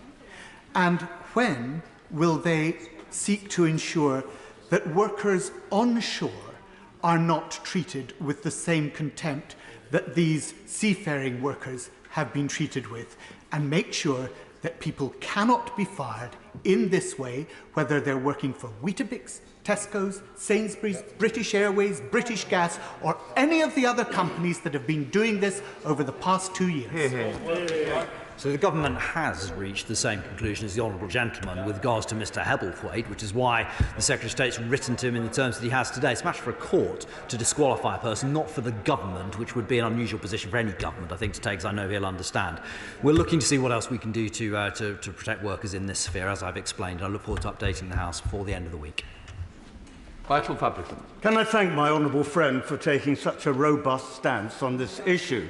But could I invite him, because there is some concern that he makes it absolutely clear that the despicable action of P&O Ferries is not connected in any way with P&O Cruises, which is a completely separate company owned by a separate organisation, because they are concerned that they may lose bookings as a consequence. My right honourable friend is absolutely right. There is no connection between P&O Ferries and P&O Cruises whatsoever. They are wholly separate organisations, separately managed, no blame whatsoever for the actions of P&O Ferries attaches or should be seen to attach to P&O Cruises. Clive Efford. Thank you, Mr. Speaker. The Chief Executive of P&O came into this place where the laws of the land are made and told us that he broke those laws, and it did so in a premeditated way.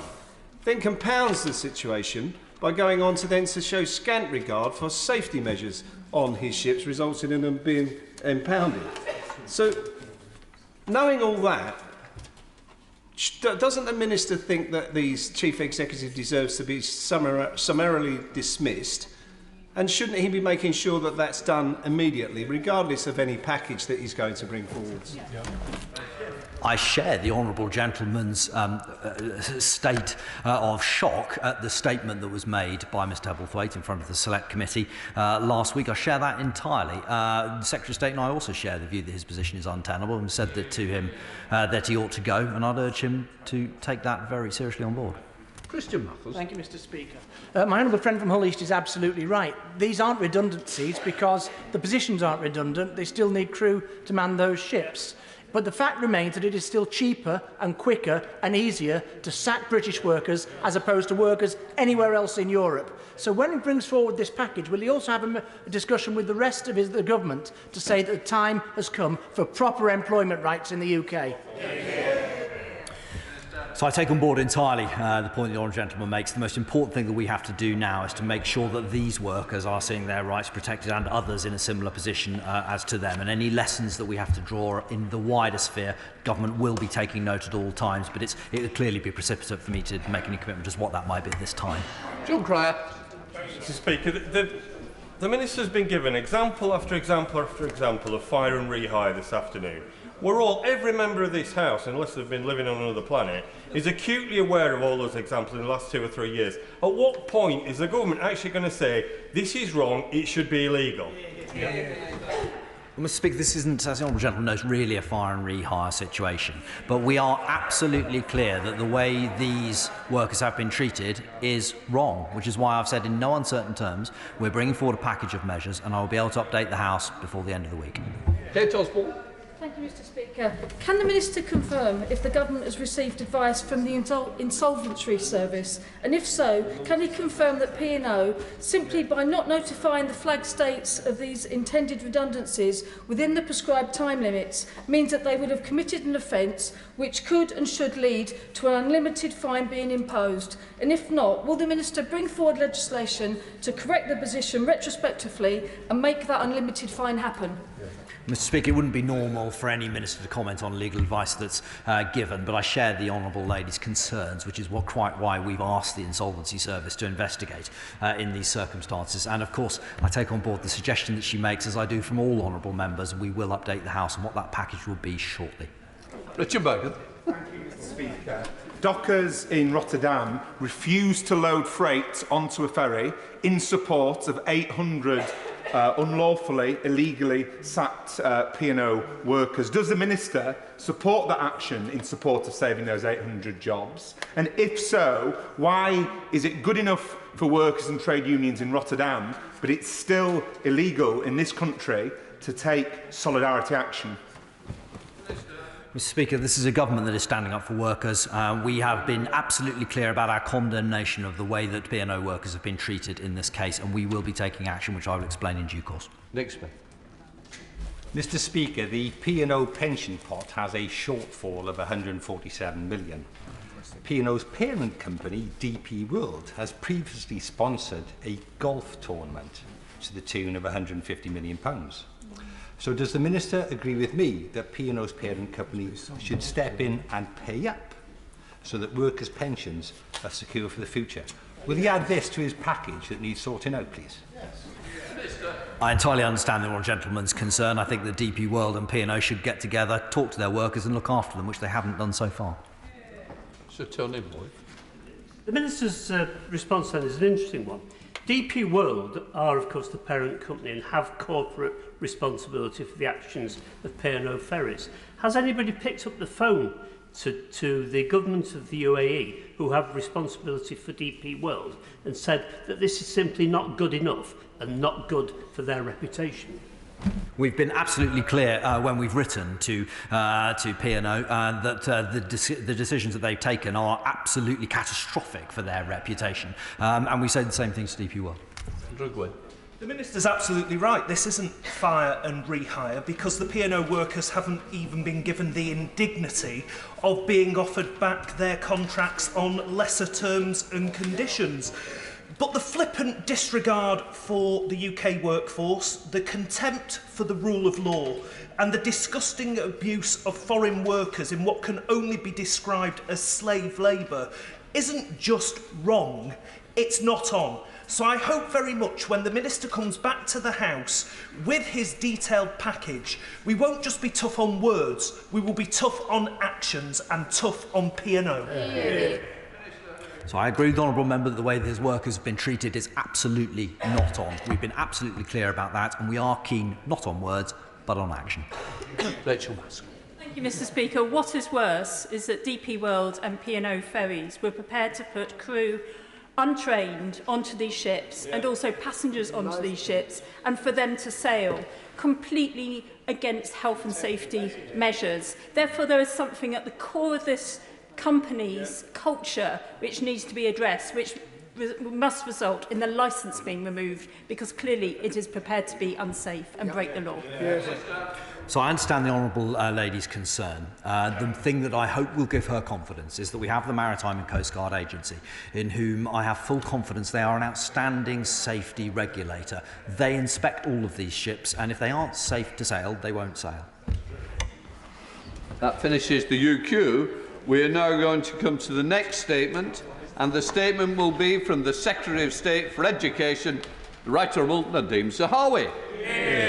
Thank you very much, Mr. Speaker. With your permission, Mr. Speaker, I will now make a statement on the publication of the school's white paper. Since 2010, we have been on a mission, Mr. Speaker, to give every single child a great education. We have made huge strides, but we know that there is still further to go on that journey. Journey that my predecessors began, and I'm proud to lead today. Too many children, Mr. Speaker, still do not get the start in life that will enable them to go on and make the best use of their talents and abilities. Sadly, disadvantaged pupils, or those who have special educational needs, are less likely to achieve the standards we expect for them. Since 2010, we have been rolling out many changes to our education system, changes that have driven up standards and have lifted us up the league tables internationally, and have given us measurable evidence of what works. We will now put that evidence to use and scale up what we know will create a high-quality system for children, parents and teachers. We have an ambition that by 2030, we will expect 90% of primary school children to achieve the agreed standard in reading, writing and maths. In secondary schools, I want to see the national GCSE average grade in both English language and maths increase from 4.5 in 2019 to 5. By boosting the average grade, it shows a real determination to see all children, whatever their level of attainment, do better. A child who goes from a grade 2 to a grade 3, or a child that goes from grade 8 to grade 9, contributes to this ambition as much as a child on the borderline who may go up from grade 4 to 5. So every parent can rest assured that their child is going to get the attention they deserve, however well they are doing. It goes without saying that every child needs an excellent teacher, Mr. Speaker. This white paper continues our reforms to training and professional development to give every child a world-class teacher. The quality of teaching is the single most important factor within a school for improving outcomes for children, especially those from disadvantaged backgrounds. Our vision is an excellent teacher for every child in our country.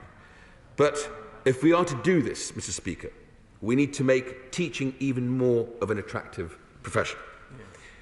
To make sure it is, we will deliver 500,000 teacher training and development opportunities by 2024, giving all teachers and school leaders access to world-class, evidence-based training and professional development at every stage of their career. We will also make a £180 million investment in the early years workforce. Teacher starting salaries are set to rise to £30,000, as we promised in our manifesto, and there will be extra incentives to work in schools with the most need. World-class education also needs environments in which great teaching can have maximum impact, Mr. Speaker. Therefore, we will improve standards across curriculum, behaviour and attendance, making sure that all children are in school and ready to learn in calm and safe, supportive classes is my priority. All children will be taught a broad, ambitious, knowledge-rich curriculum and have access to high-quality experiences. We will set up a new national curriculum body to support teachers, founded on the success of the Oak National Academy. This body will work with groups across the sector to identify best practice, deepen expertise in curriculum design, and develop a set of optional resources for teachers that can be used either online or in the classroom. These resources will be available across the United Kingdom, levelling up education across our great country. We will continue to support leaders and teachers to create a classroom where all children can learn in a way that recognises individual needs and abilities. In addition, we are going to boost our ability to gather and share data on behaviour and attendance. We will move forward with a national behaviour survey to form an accurate picture of what really goes on in school and classrooms, and of course, to modernise our systems to monitor attendance. We will introduce a minimum expectation for the length of the school week to the national average of 32.5 hours for all mainstream state-funded schools from September 2023 at the latest. Thousands of schools already deliver this, Mr. Speaker, but there are a number that don't, and that needs to change. Too many children, Mr. Speaker, especially those who are most vulnerable, routinely fall behind and never catch up with their peers. The awful COVID pandemic has, of course, made this worse, and even though I am relieved to tell you that the latest research on learning loss, Mr. Speaker, and recovery shows pupils continue to make progress, but there is still much more to do. That is why today's white paper sets out our ambitions, a really ambitious plan for scaling up that recovery, building on nearly £5 billion recovery funding already announced. I know that my children, Mr. Speaker, are the most important thing in the world to me, and I'm not alone in saying this. All parents want their children to be happy and to grow up to a future that is full of promise. So I'm today making a pledge to parents. It is a pledge from me and from this government via schools to all families. The parent pledge is that any child that falls behind in English or maths will receive timely support to enable them to reach their potential.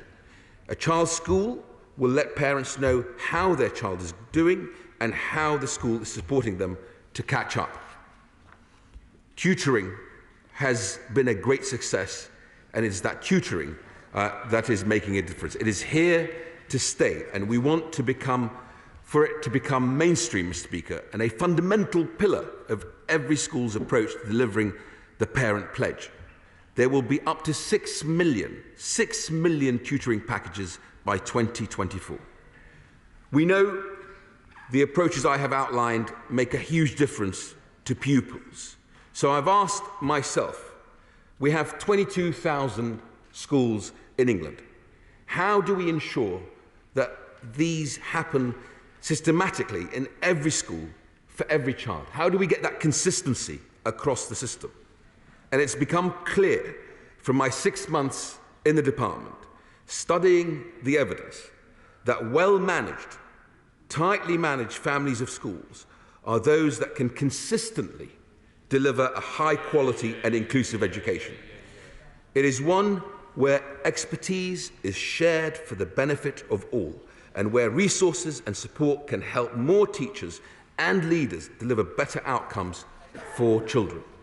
With this in mind, by 2030, we intend for every child to benefit from being taught in a family of schools, with their school in a strong, and I underline strong, multi-academy trust, or with plans to join or form one.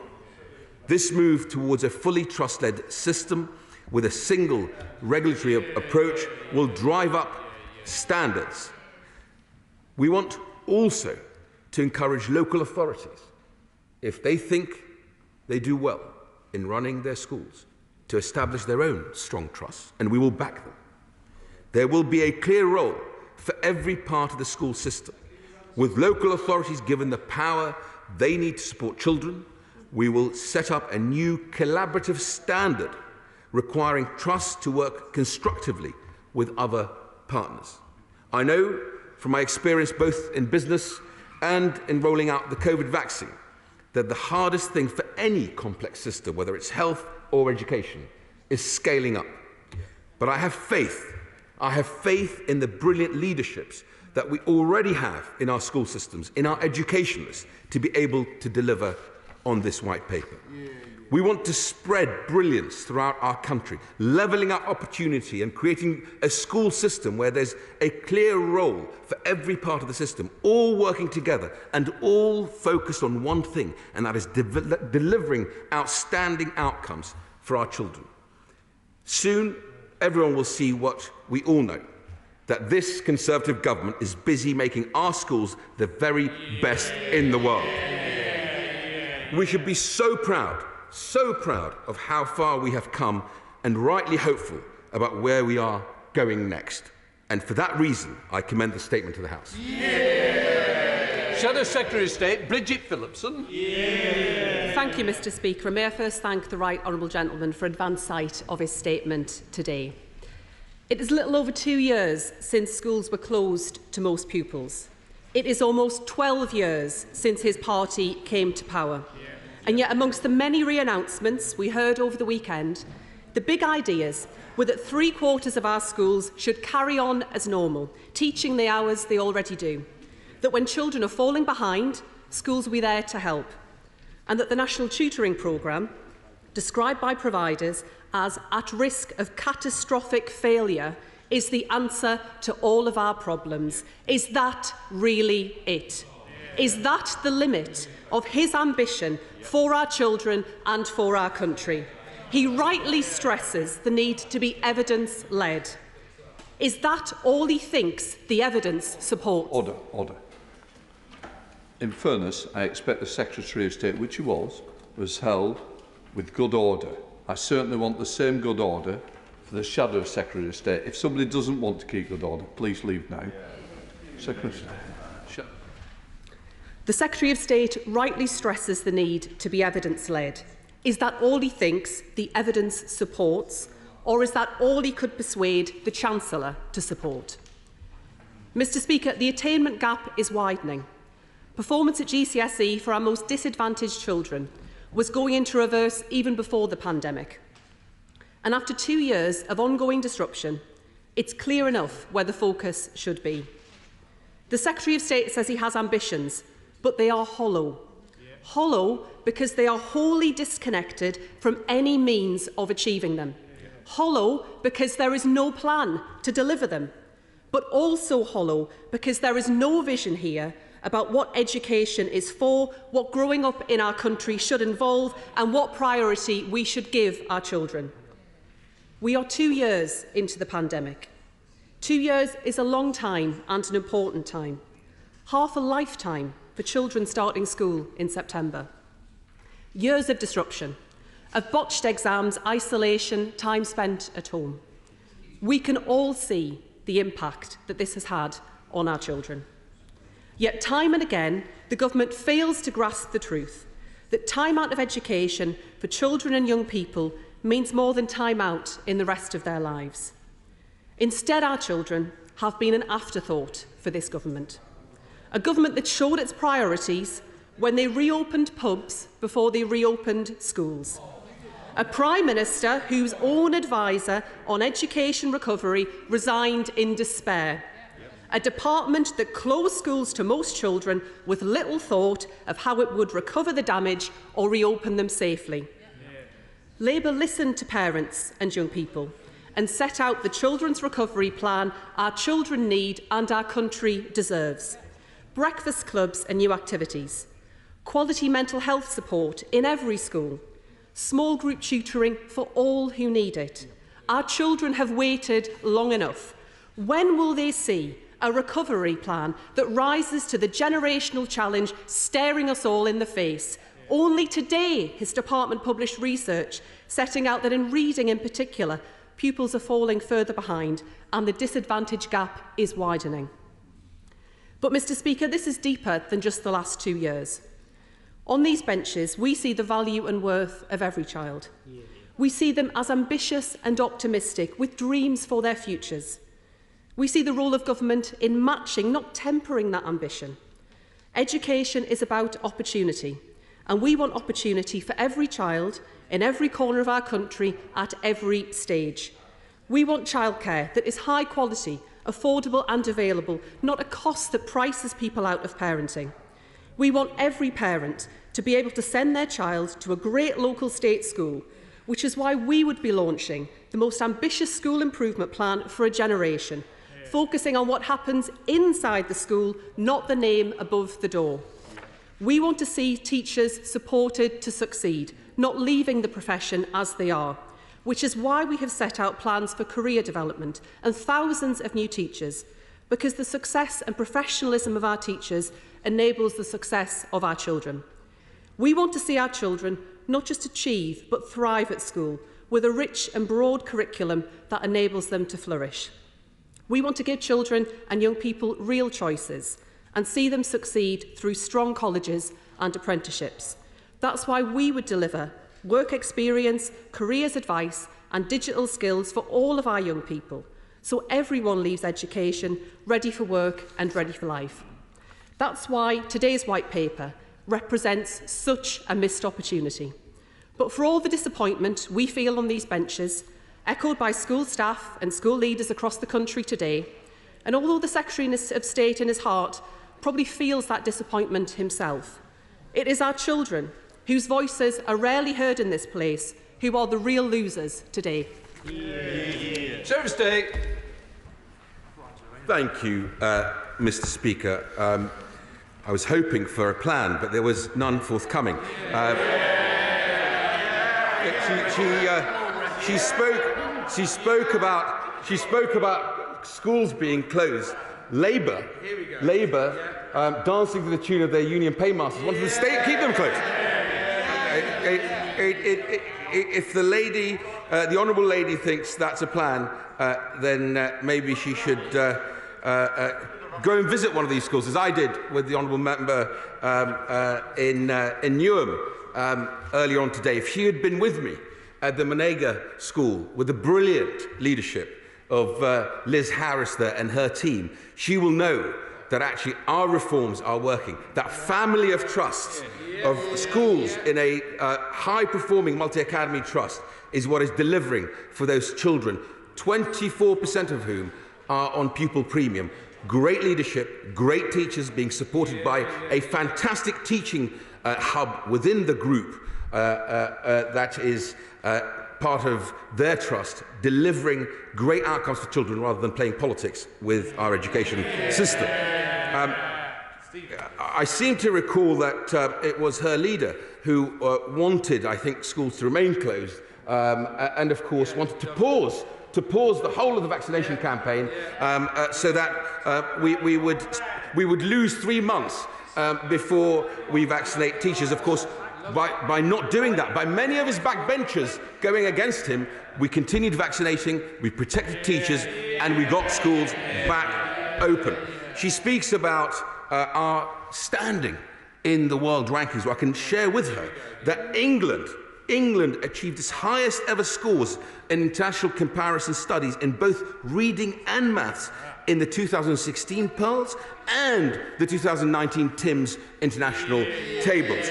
That is what this government delivers. It is the introduction of the phonics screening check in 2012 that has delivered. The percentage of Year 1 pupils meeting the expected standards has risen from 58% to 82%. That is what this government is proud, a record of real delivery for young people in this country, with 91% achieving this standard by Year 2 in 2019. Of course, we've had a pandemic since then, and that 5 billion into recovery is making the real difference. Again, she questions the recovery and what the National Tutoring Programme is doing, which we have just announced has delivered a million tutoring, blocks of tutoring. That is 15 hours for those children. It will meet its targets because school leaders told us that they wanted a school-led pillar, as well as the other 2 pillars that are also delivering, and we have delivered that for them.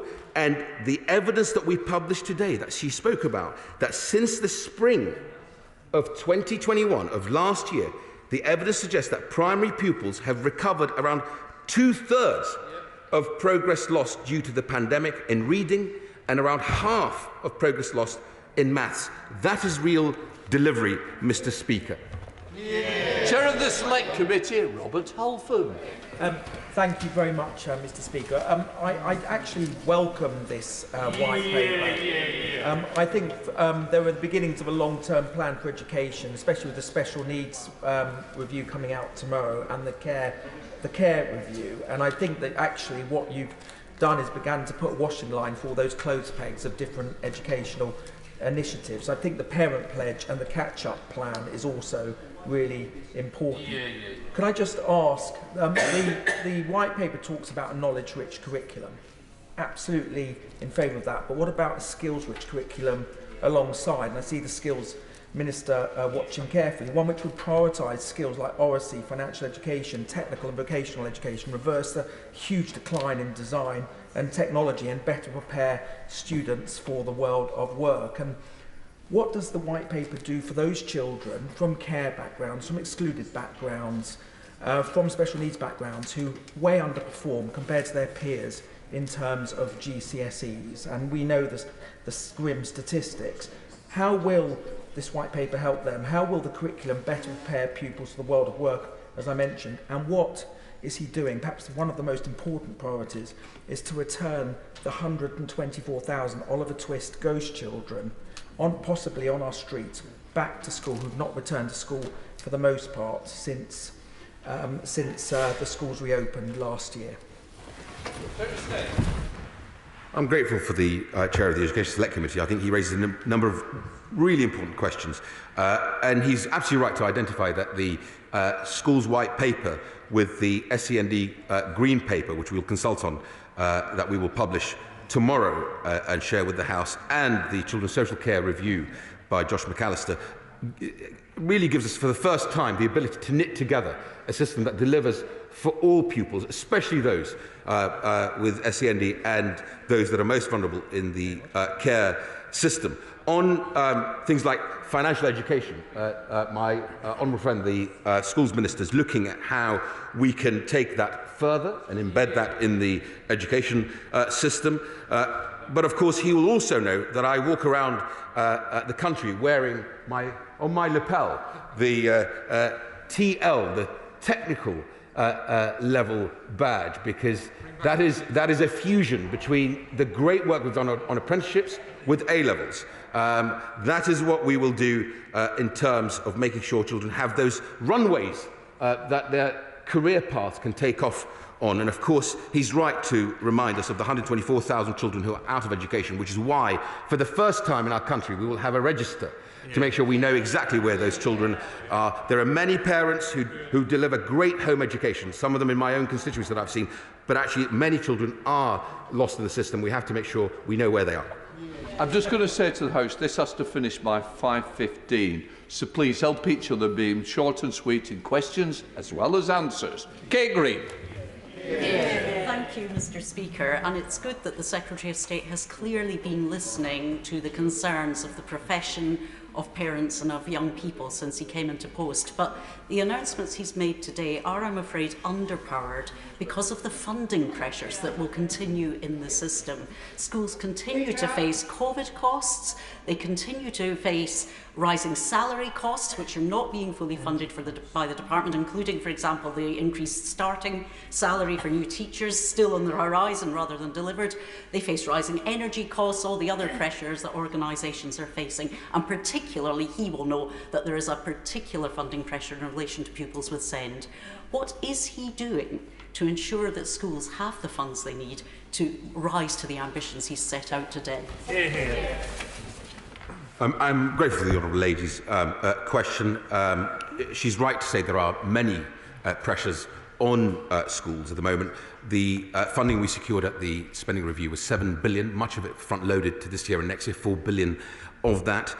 Energy costs are rising. They're 1.4% of a school's budget. The big part of the budget is obviously the wages. But we're keeping an eye on what is happening to energy costs in schools. On SEND, we've put an additional 1 billion in, so the total budget now stands at 9.1 billion, plus an additional 2.6 billion to make sure we deliver the specialist provision that we need in the system, which has led to some of the sort of lack of confidence from parents as to whether their child will get the right provision. And today's white paper actually supports mainstream schools to all be great SEND schools as well. Sir John Redwood. How will the poorly performing schools get the brilliant teachers and the better professional development which he rightly wants, because that is what they need? I'm grateful for my honourable friend's question. He's absolutely right. So we endowed the Educational Endowment Foundation when we came into office in the coalition government, and of course I've just announced that a further endowment for the next 10 years. They have evidenced what the qualifications and the quality of teacher training that is required, whether it's in the early careers framework, the initial teacher training, or later in life in professional development. And we are following that evidence, and we're scaling up 500,000 teacher training opportunities. Never been attempted, certainly in my time in Parliament. It's a huge scale up of teacher training, and that's what we will deliver. Karen Smith. Deputy Speaker. Yesterday, confronted on the Ridge programme, the Secretary of State could not answer the question about the shocking fall in per-pupil funding, particularly compared to private schools. My child and thousands of children started their school just before this government came into power, and they are just about to finish. He talks about a parent pledge. Will he apologise to the thousands of parents and young people for the last 12 years of this government and what they have done to that per-pupil funding for our children? Hear, hear, hear.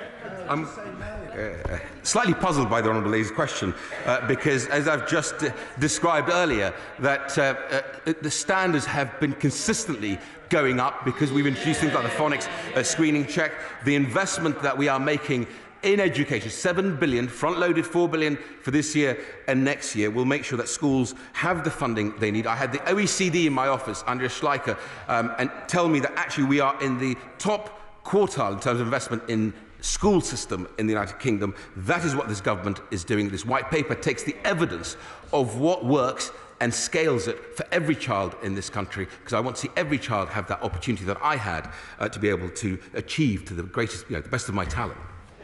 Sir Desmond Swain. But teacher training has often been part of the problem. By what mechanism will he prevent any return to half-baked theories that prove to be a disaster in the classroom? Evidence-led, and we're also launching the Institute for Teaching will deliver those high standards that my honourable friend quite rightly focuses on. Tim Farron. Thank you, Madam Deputy Speaker. In Cumbria, we have some of the best schools in the country, but also some of the smallest. And they're small because the communities that they serve are often half empty because the homes are not lived in because they're owned by second homeowners.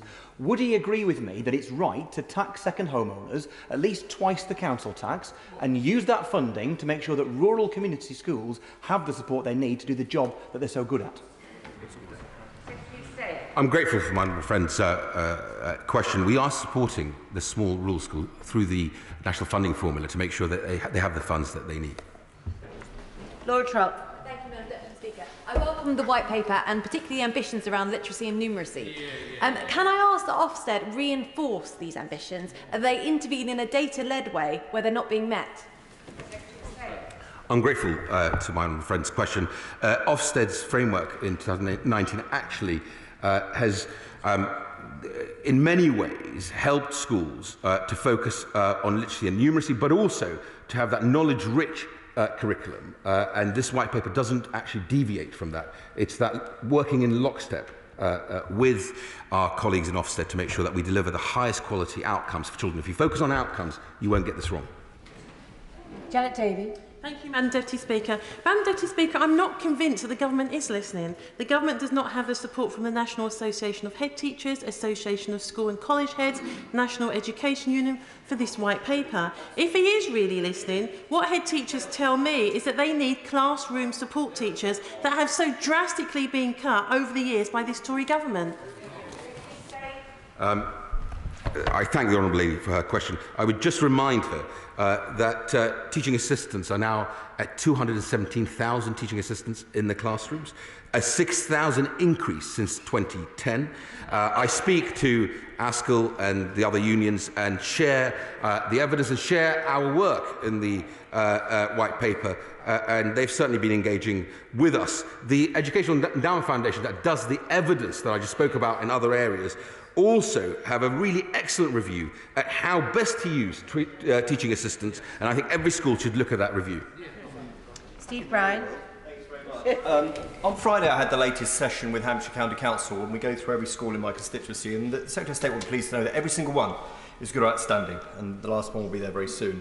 But I'm concerned about access to CAM services. If children are not in the right place mentally, they can't learn educationally. But I'm also concerned about small rural primaries.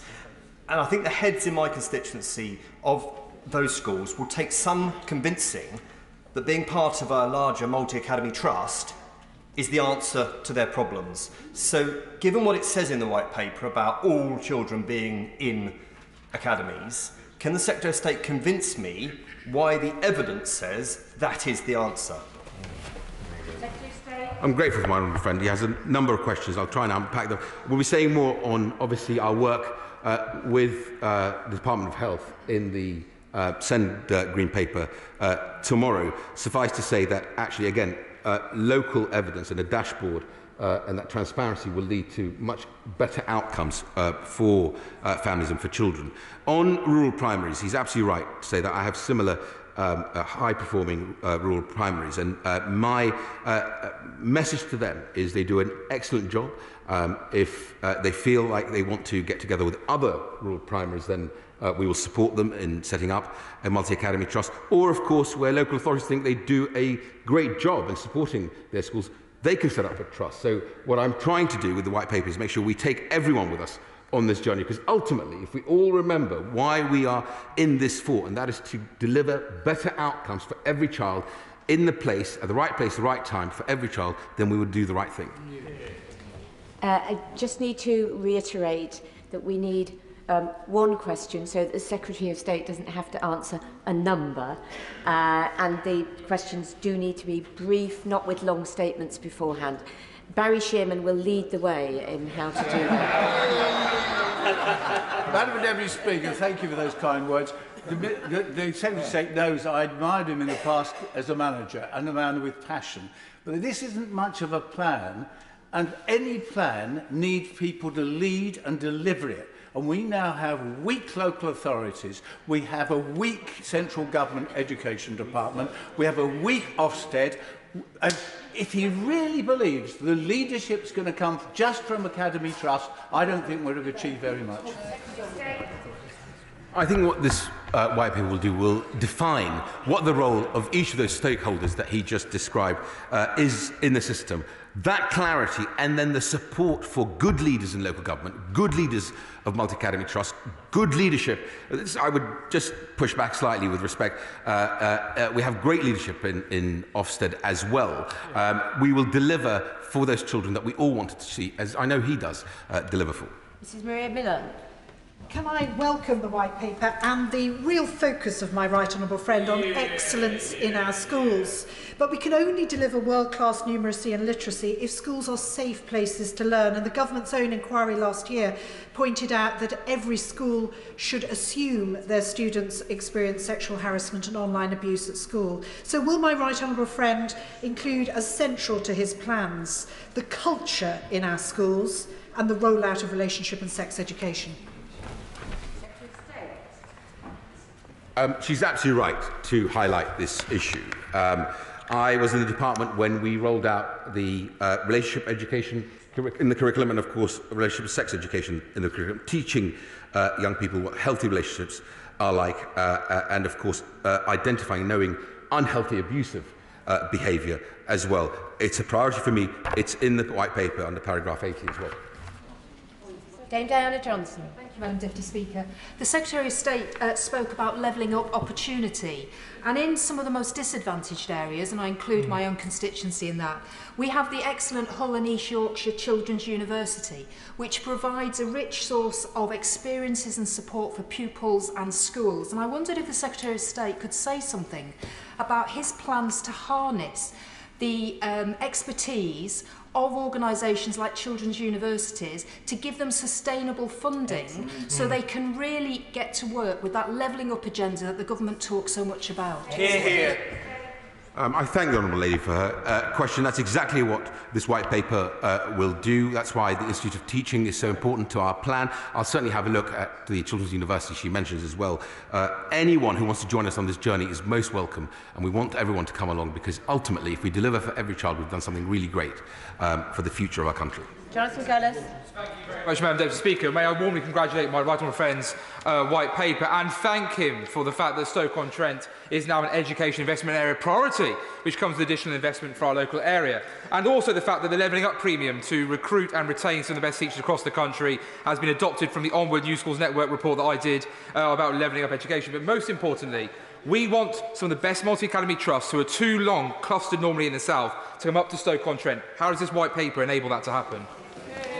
I'm grateful for my honourable friend. He's always been a great champion for his schools and actually speaks with real experience as an accomplished teacher in his own right. He's absolutely right to say we need our best high-performing multi-academy trusts to lift their ambitions. This white paper will deliver that, including, of course, additional funding of 80 million to make sure we get that momentum going again. We're about to announce our 10,000th academy. We've got 22,000 schools in England. I am ambitious for every part of the country, and we will deliver that in Stoke-on-Trent as well as other parts of the country as well. Stephen Timms. Thank you, Madam Deputy Speaker. I congratulate the Secretary of State on his choice of Monaga Primary School for his speech this morning. Will he... some multi-academy trusts, though, are a bureaucratic mess at the moment. I welcome his proposal to allow local authorities to set up and lead trusts. Will he... does he have plans, as has been reported also, to allow schools to exit from MATs that don't suit them and to increase the accountability of trusts to local authorities? Yes, we do, Madam Deputy Speaker. The white paper speaks to this. We will consult on the regulatory framework around trusts, and the best performing trusts have the confidence to join us and make sure that we get that framework right. Stephen Hammond. Deputy Speaker, 15% of children have special educational needs. Could my right honourable friend set out how he intends to ensure that any conclusions and reforms from the SEND review are aligned and implemented alongside this white paper? I'm grateful for my honourable friend's question. That is exactly what we have done, and I hope we can demonstrate that in today's work, but also tomorrow's Green Paper, the knitting together of how we deliver that support to parents with children with special educational needs in our mainstream education system, because actually every mainstream school should be a great SEND school, and of course the work we're doing on alternative provision as well. We'll set out more details tomorrow. Nira Wilson. Thank you, Madam Deputy Speaker. With the first schools white paper in 6 years coming on the back of a pandemic that was so brutal for our children and young people, this really feels like a missed opportunity for children, parents and school staff up and down the country. Where is the ambition in this? Where is this is a unique opportunity to broaden the offer in terms of academic achievement, broader life skills that parents and employers want, as well as well-being. Has the Secretary of State had his hands tied by a Chancellor who's more focused on his own ambitions than the ambitions of our children and young people? Very good. I'm slightly surprised, the Honourable Lady, because I did brief her personally on the details of the white paper. But nevertheless, if she reads the white paper, she'll see that we're ambitious for a knowledge-rich curriculum. We also have made it very clear in the white paper that we will have a strategy for everything, from sport to music to culture, because it is that evidence of everything from extracurricular activities to pastoral care and behaviour that makes the real difference in the high-performing families of school, which I want to see in every part of the country. Nick Fletcher. Mr. Speaker, this is great news for the young people of our country. And Madam Deputy Speaker, it's specifically good news for the people of Doncaster, as Doncaster is now a priority education investment area. And this will give my young constituents the boost they need to level up their opportunities. My only concern is with the welcome again, 500,000 teacher training opportunities. Will this not result in more teacher training days and therefore result in more days out of school for our young learners? No. Ian Mearns. Grateful, Madam Deputy Speaker, and as a member of the Education Select Committee for just short of 12 years, I have to say that some evidence-led policy would be a welcome departure for this government. But on teacher recruitment and retention, there is a bit in the white paper on aims to improve the workforce, but not on the how and the what with. There's no involvement for teaching universities in the Institute of Teaching. And with recruitment and retention continuing to pose enormous challenges for many schools, particularly in disadvantaged areas, the white paper seems to pay scant attention on how schools in disadvantaged areas will be able to recruit and then retain specialist teachers in, say, for instance, maths or physics. I'm grateful for the honourable friend's question. We are making sure that those teachers, especially in those areas that are education investment areas, in subjects like maths and physics, actually have that incentive, £3,000 tax-free.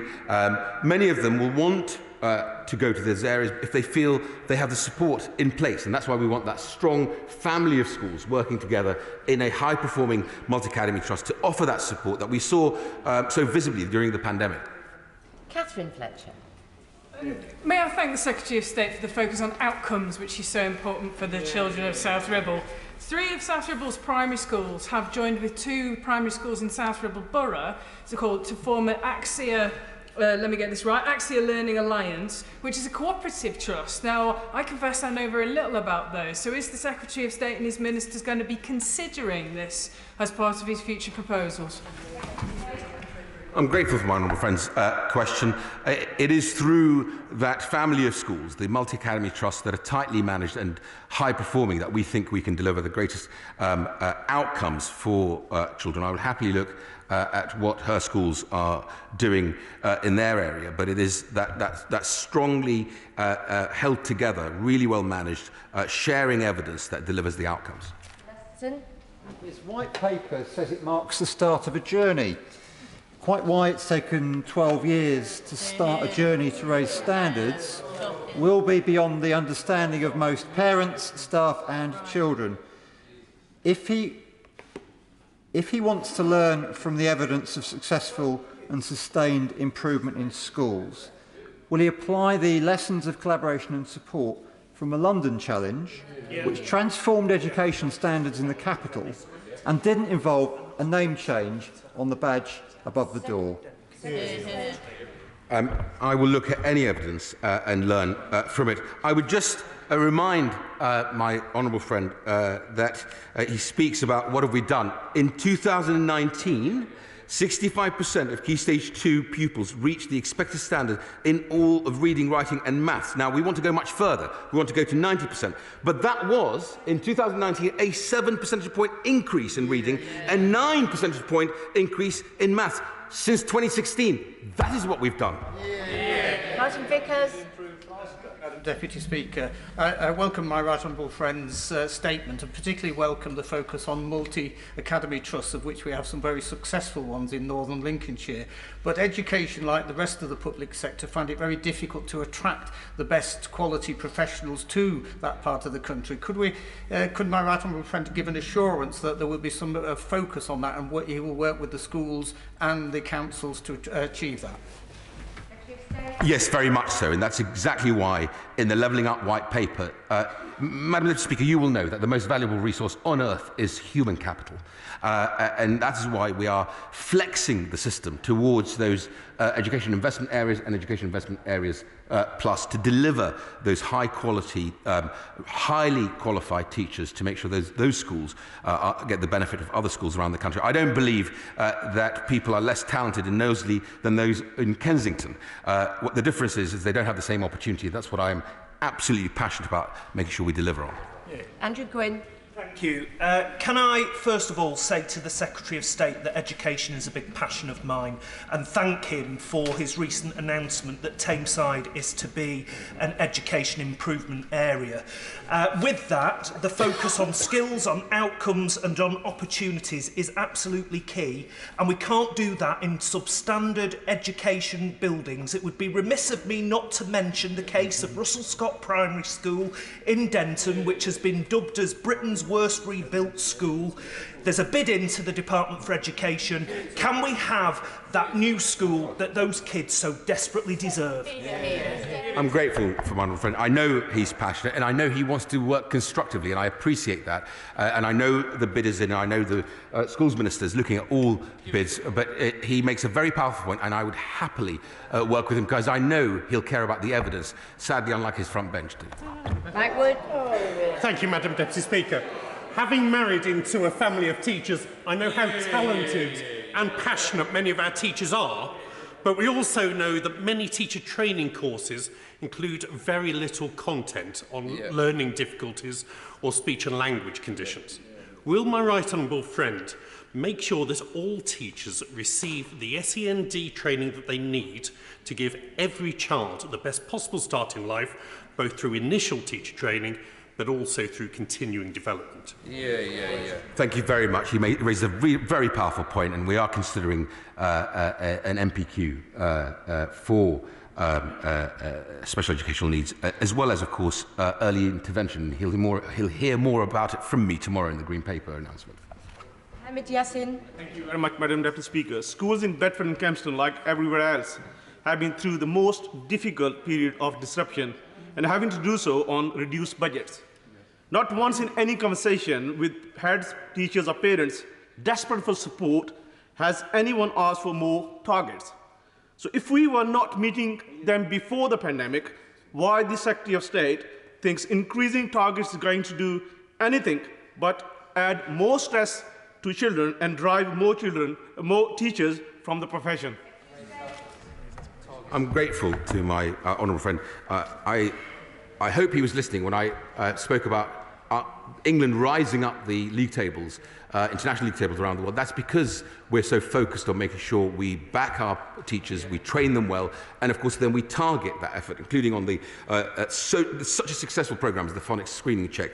I disagree with him respectfully. We do need targets, hence why the primary target of 90% in maths and English is important, and the GCSE average target going up from 4.5 to 5 is so important. Thank you, Madam Deputy Speaker. The Secretaries of State and I both have excellent Warwickshire grammar schools in our constituencies. Could you say a little about the role of grammars in raising standards? Grateful to my honourable friend and neighbour. I have 3 grammar schools in my constituency, all high performing, and the DNA of grammar schools is what we want to make sure we spread across the system. There are 165 grammar schools out of an education system of 22,000. Many of them have already joined and are leading multi-academy trust. There's high-performing, strong multi-academy trust. I want more of them to do the same, and they will join us on this journey.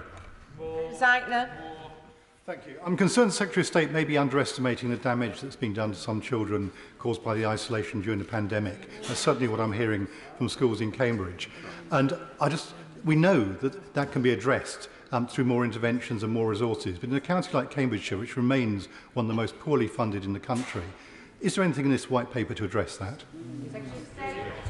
I'm grateful to Honourable Member's question. Mental health has been one of the areas that we've been looking at with the Children's Commissioner and her very good Big Ask survey of 500,000 children. In May of last year, we announced 17 million of investment to build a mental health support in education settings. And we've also invested further to make sure that mental health leads in over 8,000 schools and colleges have that support and that knowledge to be able to support young people. Ben Spencer. Madam Deputy Speaker, and I welcome this white paper, and I thank my right honourable friend for his passion and drive to deliver the best possible education to all our children, no matter where they live or what their background is across the country. I caught up with some of my local school leaders this morning, as I do on a regular basis, and they were interested to hear about what's coming up in this announcement, but naturally there was a bit of trepidation of further change on the back of the COVID pandemic. Would he agree with me that we make sure that these changes are streamlined to cause the minimum disruption to our school teachers as possible? My honourable friend raises a really important point. The front line, the 461,000 teachers, 217,000 teaching assistants, the support staff, the leaders in our education system have gone above and beyond to deliver, to make sure that schools reopened, stayed open, and dealt with Omicron as well. We've looked very carefully at the evidence, which is why one of the things we have not done is change the curriculum. A knowledge-rich curriculum is important to make sure we deliver for those outcomes that we so passionately want to deliver on for young people. Bedford. Madam Deputy Speaker, if the Secretary of State is going to deliver on his package here, which has been announced 12 years into a Conservative government, we're going to have to fund it. If you want decent teachers in front of classrooms, you're going to have to pay them. So where is the funding for decent teachers in this package? If you're going to improve schools, they need the resources to do it. So is there anything in this package that's going to increase per pupil funding? Thank you, Madam Speaker. £7 billion, front-loaded £4 billion this year and next year, £5 billion for recovery. That is the investment, that is the commitment that we make when he, as I did this morning, speak to school leaders like the great head at Manega that I met today. She will tell him that this is doable. They are outstanding. They've turned the school around in 5 years to an outstanding school. We want to spread that good practice and that quality leadership across the system. Richard Fuller. Madam Deputy Speaker, can I thank the Secretary of State for his ambition and for making Bedfordshire an education investment area, but draw his attention in particular to a point in his white paper that looks to scrutinise and challenge off-rolling from schools. He will know that off-rolling unchecked can undermine trust even in the best system. So can I ask you to pay particular attention to that? He's absolutely right. And one of the things, the opportunity I have to knit together a system between our white paper and, of course, the SEND and AP green paper is to make sure that behaviour no longer happens. And actually, AP is not seen as a sort of warehousing for forgotten children, but actually high-quality alternative provision has a place to play in our education system. Leila Moran. Thank you, Madam Deputy Speaker. Education is the joint top sector affected by long COVID, joint with social care above healthcare. However, I haven't seen anything yet from the department about how maths will help those teachers with long COVID. I'm aware, for example, of a head teacher who's chosen to take early retirement because they kept getting written warnings from the MAT rather than being supported. That's not going to help workforce retention. Would the Secretary of State meet with me to discuss how we can support teachers and heads who have long COVID? I will happily meet with the Honourable Lady. Greg Smith. Thank you, Madam Deputy Speaker. The ambition for all children that shone through my right honourable friend's statement is to be warmly welcomed, but at the start of his statement he rightly acknowledged that children with special educational needs are less likely to achieve the ambition we all want for them. In my constituency, time and time again, I hear too many heartbreaking cases from families where a cause of that is the length of time it takes for an EHCP to be signed off. Can you give me an assurance that the action that comes from this white paper and tomorrow's SEND review will tackle that barrier? Yes, I can. Jim Shannon. Speaker, can I thank the Secretary of State for his statement today. The parent pledge that the Secretary of State delivered today is ambitious and entirely necessary. I know the report in Northern Ireland showed children are 8 months behind where they will normally be. The paper today is for England and Wales, but the problem is UK-wide, and so the solution must also be UK-wide. So what discussions has the Secretary of State had with devolved counterparts to ensure that this approach is in every area of the United Kingdom? My honourable friend will know that education is devolved, but we happily share all the evidence. We share our strategy with our colleagues in the devolved administrations, and I'm happy to continue that in the spirit of collaboration to share the evidence. England has in many ways, been evidencing what works, and we're happy to share that. Jack Brereton. Madam Deputy Speaker, I very much welcome Stoke-on-Trent being announced as a prioritised education investment area, and this will help to continue the significant work being done to improve standards in education that teachers have been working on in Stoke-on-Trent. And would my right honourable friend agree that improving standards of education is absolutely vital to both levelling up standards and unleashing the real potential of places like Stoke-on-Trent? I thank my honourable friend. I would absolutely agree. I am the beneficiary of great education. The greatest determinant is having a great teacher, an inspirational teacher in the classroom. That's why much of the focus of this white paper is backing teachers, making sure that they get the qualifications and the professional development that they need to do their job properly. Neil Hudson. Thank you, Madam Deputy Speaker. I very much welcome the positive and progressive statement from my right honourable friend. I pay tribute to the pupils and teachers in my constituency in Penrith and the Border for all their resilience and tremendous hard work throughout the pandemic. But can my right honourable friend reassure my constituents that pupils will receive all the targeted and tailored support and tutoring that they need, and more broadly, the mental health and pastoral support that they need moving forward? He raises two excellent points. The work that we've done on the National Tutoring Programme allowed us to make the parent pledge because I saw the evidence as to how that focus on where an individual child has got gaps in their knowledge and then the engagement with parents makes a real difference. And of course, his point on mental health I've addressed earlier. Miriam Cates.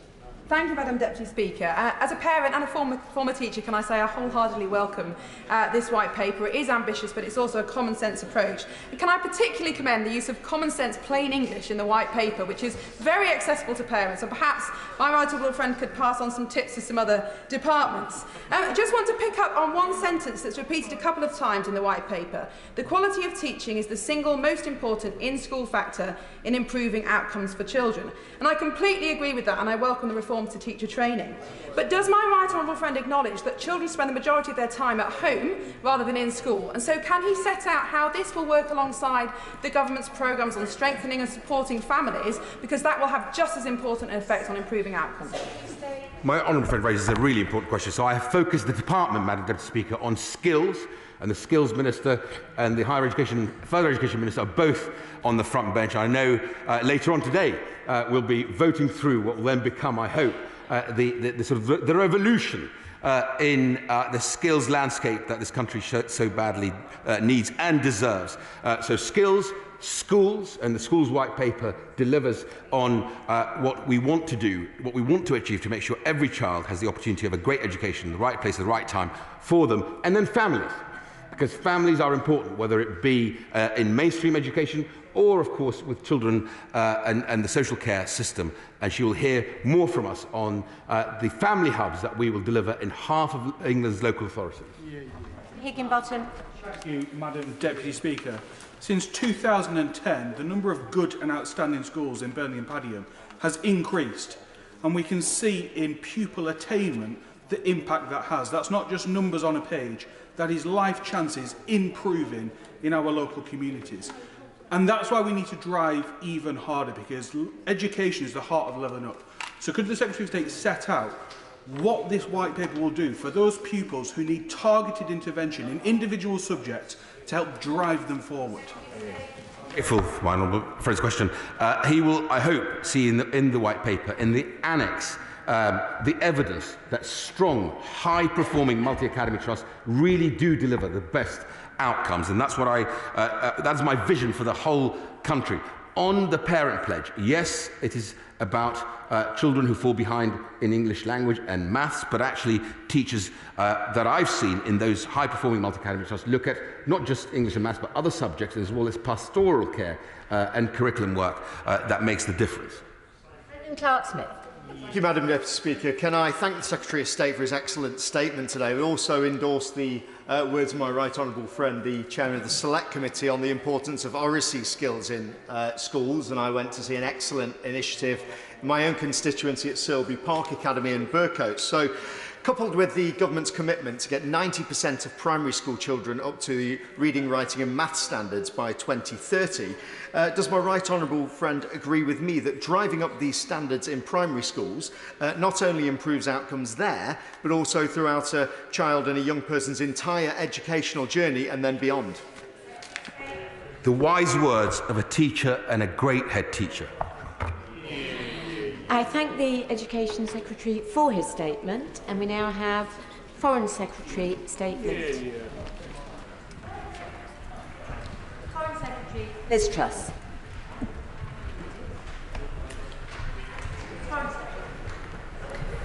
Madam Deputy Speaker, with permission, I want to update the House on behalf of my right honourable friend, the Prime Minister, on the NATO and G7 leaders' meetings in Brussels last week. Together with our allies, we agreed to keep the pressure up on Putin to end his appalling war in Ukraine through tougher sanctions to debilitate the Russian economy, supplying weapons to Ukraine and boosting NATO's eastern flank, providing humanitarian aid and dealing with the wider consequences of this crisis, and supporting Ukraine in any negotiations they undertake. Strength is the only thing Putin understands. Our sanctions are pushing back the Russian economy by years, and we owe it to the brave Ukrainians to keep up our tough approach to get peace. And we owe it to ourselves to stand with them for the cause of freedom and democracy in Europe and across the world. It is vital we step up this pressure.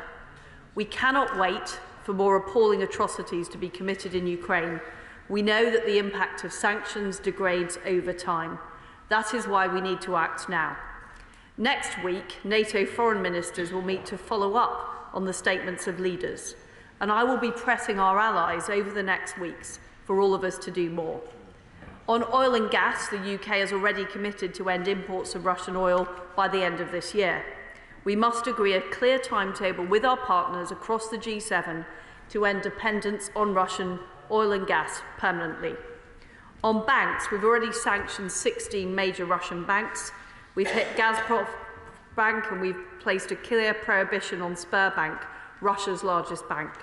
We want to see others adopt these sanctions and go further. On individuals, we've cracked down on oligarchs like Roman Abramovich. Last week, we sanctioned the despicable Wagner group of mercenaries. On ports, Britain has banned entry to all of our ports by Russian vessels. I will be lobbying our partners across the G7 to join us in stopping Russian ships. We must maximise the flow of weapons that are being supplied to Ukraine under the UN Charter of Self-Defence. The UK was the first European country to start sending lethal aid to Ukraine. We are doubling our support with a further 6,000 missiles, including NLAWs and Javelin anti-tank weapons. And we're now equipping our Ukrainian friends with anti-aircraft Starstreak missiles. We're also strengthening NATO's eastern flank, deploying troops to Bulgaria, and doubling the numbers of troops in Poland and Estonia. We're coordinating deliveries with our allies, and we want others to join us in getting Ukraine what it needs. The UK is providing £220 million in humanitarian support to help the people of Ukraine, from shelters to heaters to medicine.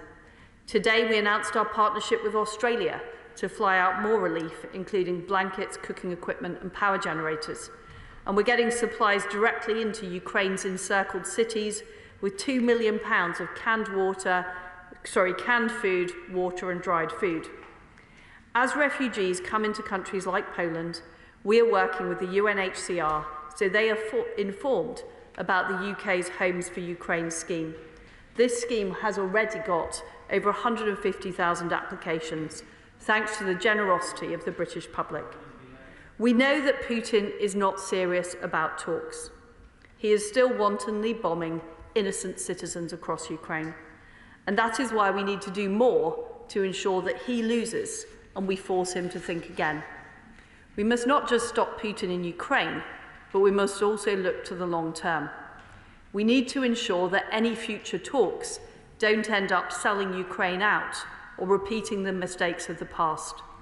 We remember the uneasy settlement of 2014, which failed to give Ukraine lasting security. Putin just came back for more. That is why we cannot allow him to win from this appalling aggression, and why this government is determined Putin's regime should be held to account at the International Criminal Court. We will work to restore Ukraine's territorial integrity and sovereignty. We set up a negotiation unit to ensure the strongest possible support is available to the Ukrainians alongside our international partners. We've played a leading role alongside our G7 allies in driving the response to Putin's war, and I want to ensure that unity continues. Sanctions were put on by the G7 in unison, and they shouldn't be removed as long as Putin continues with his war and he still has troops in Ukraine. That is not all. We need to ensure that Putin can never act in this aggressive way again. Any long-term settlement needs to include a clear sanctions snapback, which would be triggered automatically by any Russian aggression. In the aftermath of Putin's war, Ukraine will need our help to build back. In these exceptional circumstances, we have a duty to step up with a new reconstruction plan for rebuilding Ukraine, and we will work with the international community to do this. At this defining moment, the free world has shown a united response. Putin is not making the progress he craves, and he is still not serious about talks.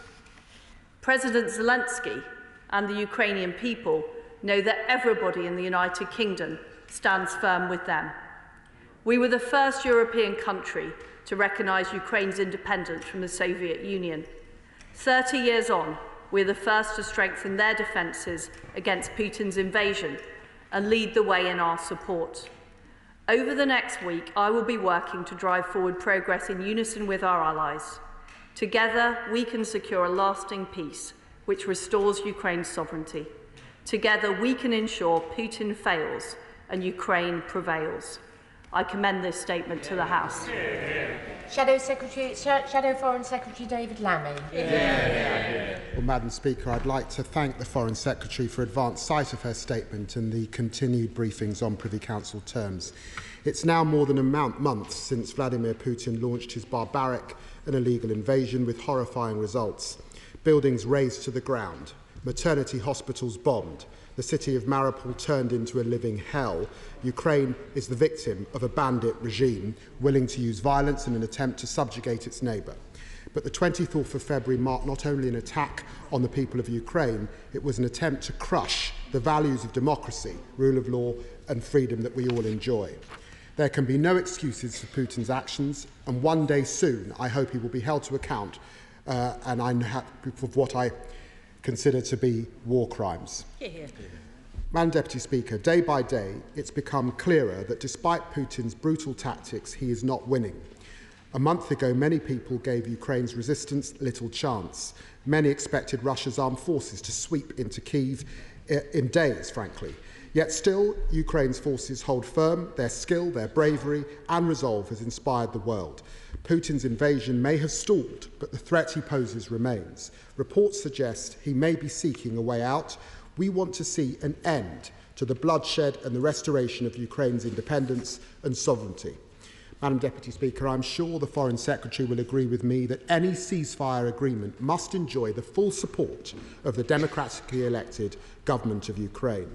If an agreement is reached, there will be no return to the previous status quo in our economic relationship with Russia. Putin's regime must still pay a long-term cost for its war of aggression. We must decisively end our dependence on fossil fuels and move rapidly towards cheap, homegrown renewables to support our energy sector.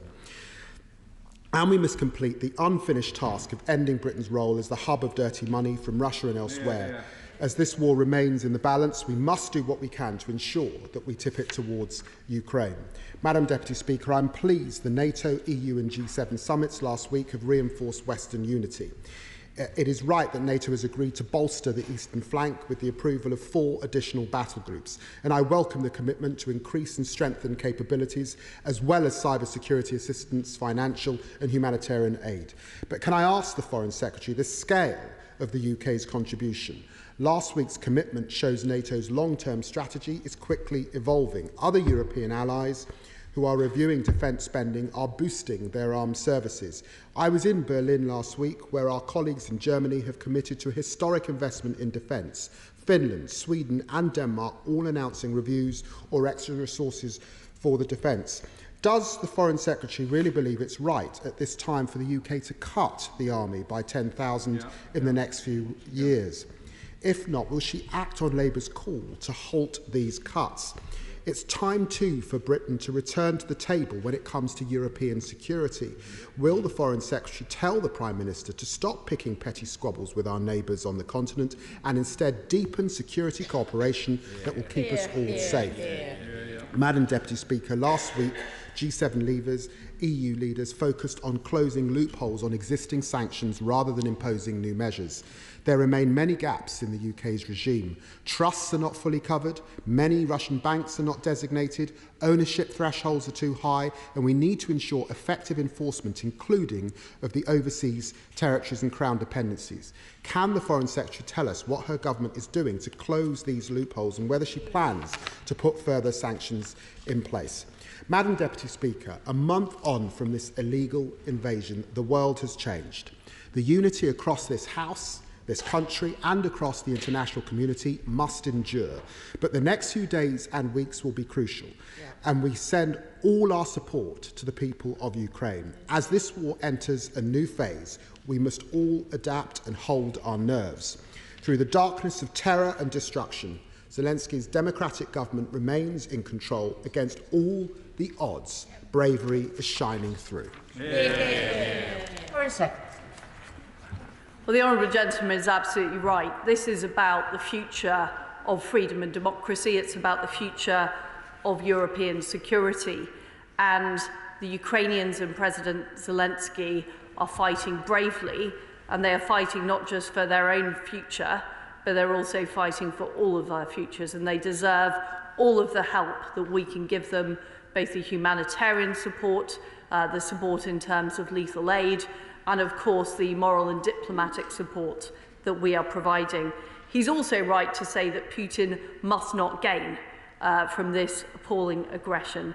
There will be no letting up on sanctions. We want to see sanctions tightening, and Putin will pay the cost. He will be held to account in the International Criminal Court.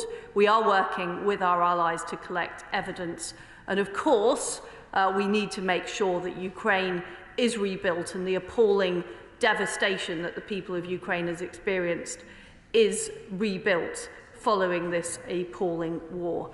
And he's also right that we do want to see sanctions increase. In the case of banks, the UK has put on the most bank sanctions of any of our allies. We want to see our allies follow suit, and we want to do more in terms of completely de-swifting the Russian economy, in terms of tackling banks like Sberbank, which are of strategic importance. We also sanction more oligarchs now and other entities than either the EU or the US. And we want to do more, we will do more, and we want to see our partners do more. But the most crucial thing of all is cutting off the supply of finance that is provided from oil and gas. That is what will completely debilitate the Putin regime. That is why we want to see a very clear timetable agreed with the G7 to completely end dependence on Russian oil and gas. And we must never go back there. We must never be in a position where we are dependent on an authoritarian regime for core parts of our economic survival. That is absolutely vital. And we do have an opportunity with next week's NATO summit, next week's grouping, to be able to move forward on those plans. And I would encourage all of our allies to work with us on this, because it is the only thing Putin will understand is tougher sanctions as well as more defensive aid. We have boosted our defence spending. We continue in talks with our NATO allies about boosting the eastern flank. And the UK is also leading with the Joint Expeditionary Force, working with our allies around Europe. I talk to my European counterparts all the time. We are committed to boosting European security and working with our friends right across the EU. John Barron. Thank you, Madam Deputy Speaker. Perhaps for too long, the West has, in a way, harvested the peace dividend. But there's no doubt now that we have entered a new era for the battle for democracy globally. May I urge my right honourable friend to do what she can within government, not only to make for a sustained and substantial increase in defence spending, but also to ensure that actually our soft power capabilities are also adequately resourced, for the very simple reason that war should always be preferable to war, and we need to make sure it's sufficiently resourced, as I said. Well, my honourable friend makes a good point about the peace dividend.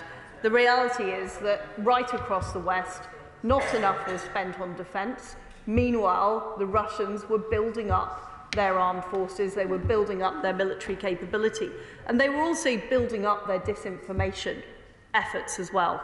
And one of the things I have done is re-established an information unit in the Foreign Office to tackle Russian disinformation, and we are working to get that information into Russia so that the people of Russia have a clear view about what is going on, not the propaganda from their government. And we're also working on expanding our soft power as well, whether it's through the BBC or other outlets, to get the truth across to the people of Russia. And as to his other point, I'm sure it's an issue that he will be raising with the Chancellor at Treasury Questions very soon. SNP spokesperson Alan Smith. Thank you, Madam Deputy Speaker. I'm also grateful for advance sight of the statement, and would also commend the Foreign Secretary on the very open approach that she's taken to briefing parties across the House on this crucial issue. The SNP stands part of the international coalition to defend Ukraine and defend international law. So I do welcome the coordination across the EU, G7 and NATO as well. We support the provision of arms and the further provision of arms to Ukraine. We support particularly the establishment of the negotiations unit to help the Ukrainians negotiate properly. I share her scepticism about President Putin's good faith, but let's remember every single Cold War dispute did end with a negotiated outcome of some sort. So we do need to keep up that support. I'd also very strongly welcome the support for accountability for war crimes, which we do need to think towards the peace at the end of the war. On sanctions, I'm glad to see that this is ramping up. Can she confirm to the House that the intention is to mirror across the G7 and the EU, one person or bank being sanctioned in one territory is going to be mirrored in other territories, and when will that be achieved? I appreciate there's different legal backgrounds that we're all coming from on this, but I think it is important that we set a timescale to matching each other's sanctions. On refugees, this is where there is a considerable difference between the SNP and the government on this. We would have far rather seen the UK mirror the EU's approach by waiving visas for 3 years. We think that would have been generous and proportionate. That was not the case. So I welcome the fact that the Homes for Ukraine scheme has had 150,000 applications, but I think the far more meaningful statistic is how many of them have actually been fulfilled. Can she tell us that? And if she can't tell us that, then I think we need to do a little bit less self-congratulating about the Homes for Ukraine scheme. And I do say that constructively. Does she share my concern that the Home Office needs a lot more resource to process these applications properly? And can she confirm that that discussion is underway? I'd also, on a more general point, to close, Madam Deputy Speaker, would she agree that the integrated review is now rather badly out of date? And would she give us any indication on thinking within government about updating and refreshing it? Because it strikes me that needs to be done rather urgently. Thank you. So first of all, on sanctions, I think it's worth saying that we are aligned with our allies on key areas of sanctions already, including banning Russian state and private companies from capital markets, in terms of also areas like stopping the Russian government from raising sovereign debt. In areas like oligarchs, we have now sanctioned more oligarchs than either the EU or the US. And we've also sanctioned more banks than the EU. So what we want to achieve next week is we want to see a levelling up across all of the sanction areas. Some of that will mean other countries following what the UK has already done. So, for example, we've banned vessels from Russian vessels from UK ports, which I remember discussing a few weeks with the Honourable Gentleman. And then we all need to go further. So I'm very clear we should all go further in terms of SWIFT. We want to see a complete ban on the Russians' use of the SWIFT system, but we need to keep going with our allies, and that is the work that we are doing, putting pressure, working with our allies, because in the case of oil and gas, many European countries are heavily dependent on Russian gas. They do need to find alternatives. We are helping and working, as are the United States. This is very much a team effort. On the issue he raises about the Home for Ukraine scheme, I know that my right honourable friend, the Community Secretary, will be issuing new information about that later this week, and I'm sure the honourable gentleman will be very keen to attend his session to hear more details. Croft. Deputy Speaker. My honourable friend mentions the BBC. Well, the top of the BBC news this morning was that an actor had walloped a comedian at an American awards ceremony. Does she agree with me that we must do all we can to ensure that the horrific stories that are coming out of the Ukraine remain high on the news agenda? I think that's really important. And will she reassure my constituents in Scunthorpe that the Ukrainian situation remains at the very top of her agenda and that she will continue the really good work that she has been doing for however long it takes? Well, I think my honourable friend makes a very good point about the priorities that people put on various events. What we have seen, the appalling aggression we have seen in Ukraine, is an epoch-defining moment, and we will absolutely not forget it, and we will not make the mistakes of the past of ignoring and normalising Russian behaviour. This is the time we have to make sure that Putin loses, and we have to tackle Russian aggression for the long term. And I will continue to work on that together with our allies across the world, and we will not let this issue drop. Tony Lloyd. Madam Deputy Speaker, can I point out to the Foreign Secretary that most of Ukraine's neighbours are protected by EU and NATO membership. One that isn't is Moldova. And Moldova has already taken in huge numbers of refugees. Would you agree with me, particularly because of the situation of Transnistria, it's vitally important that we're also able to offer some support to the democratic Moldovan government, who shares our values and aspirations, but is in a very powerless state? The honourable gentleman is completely right about Moldova. We're working very closely with our allies to provide direct support to Moldova and also help them with the refugee situation. This is something that we discussed at the G7 meeting, and we will be working further on over the next week. Sir William Cash. His honourable friend rightly refers to the necessity for a clear timetable with respect to Russian oil and gas.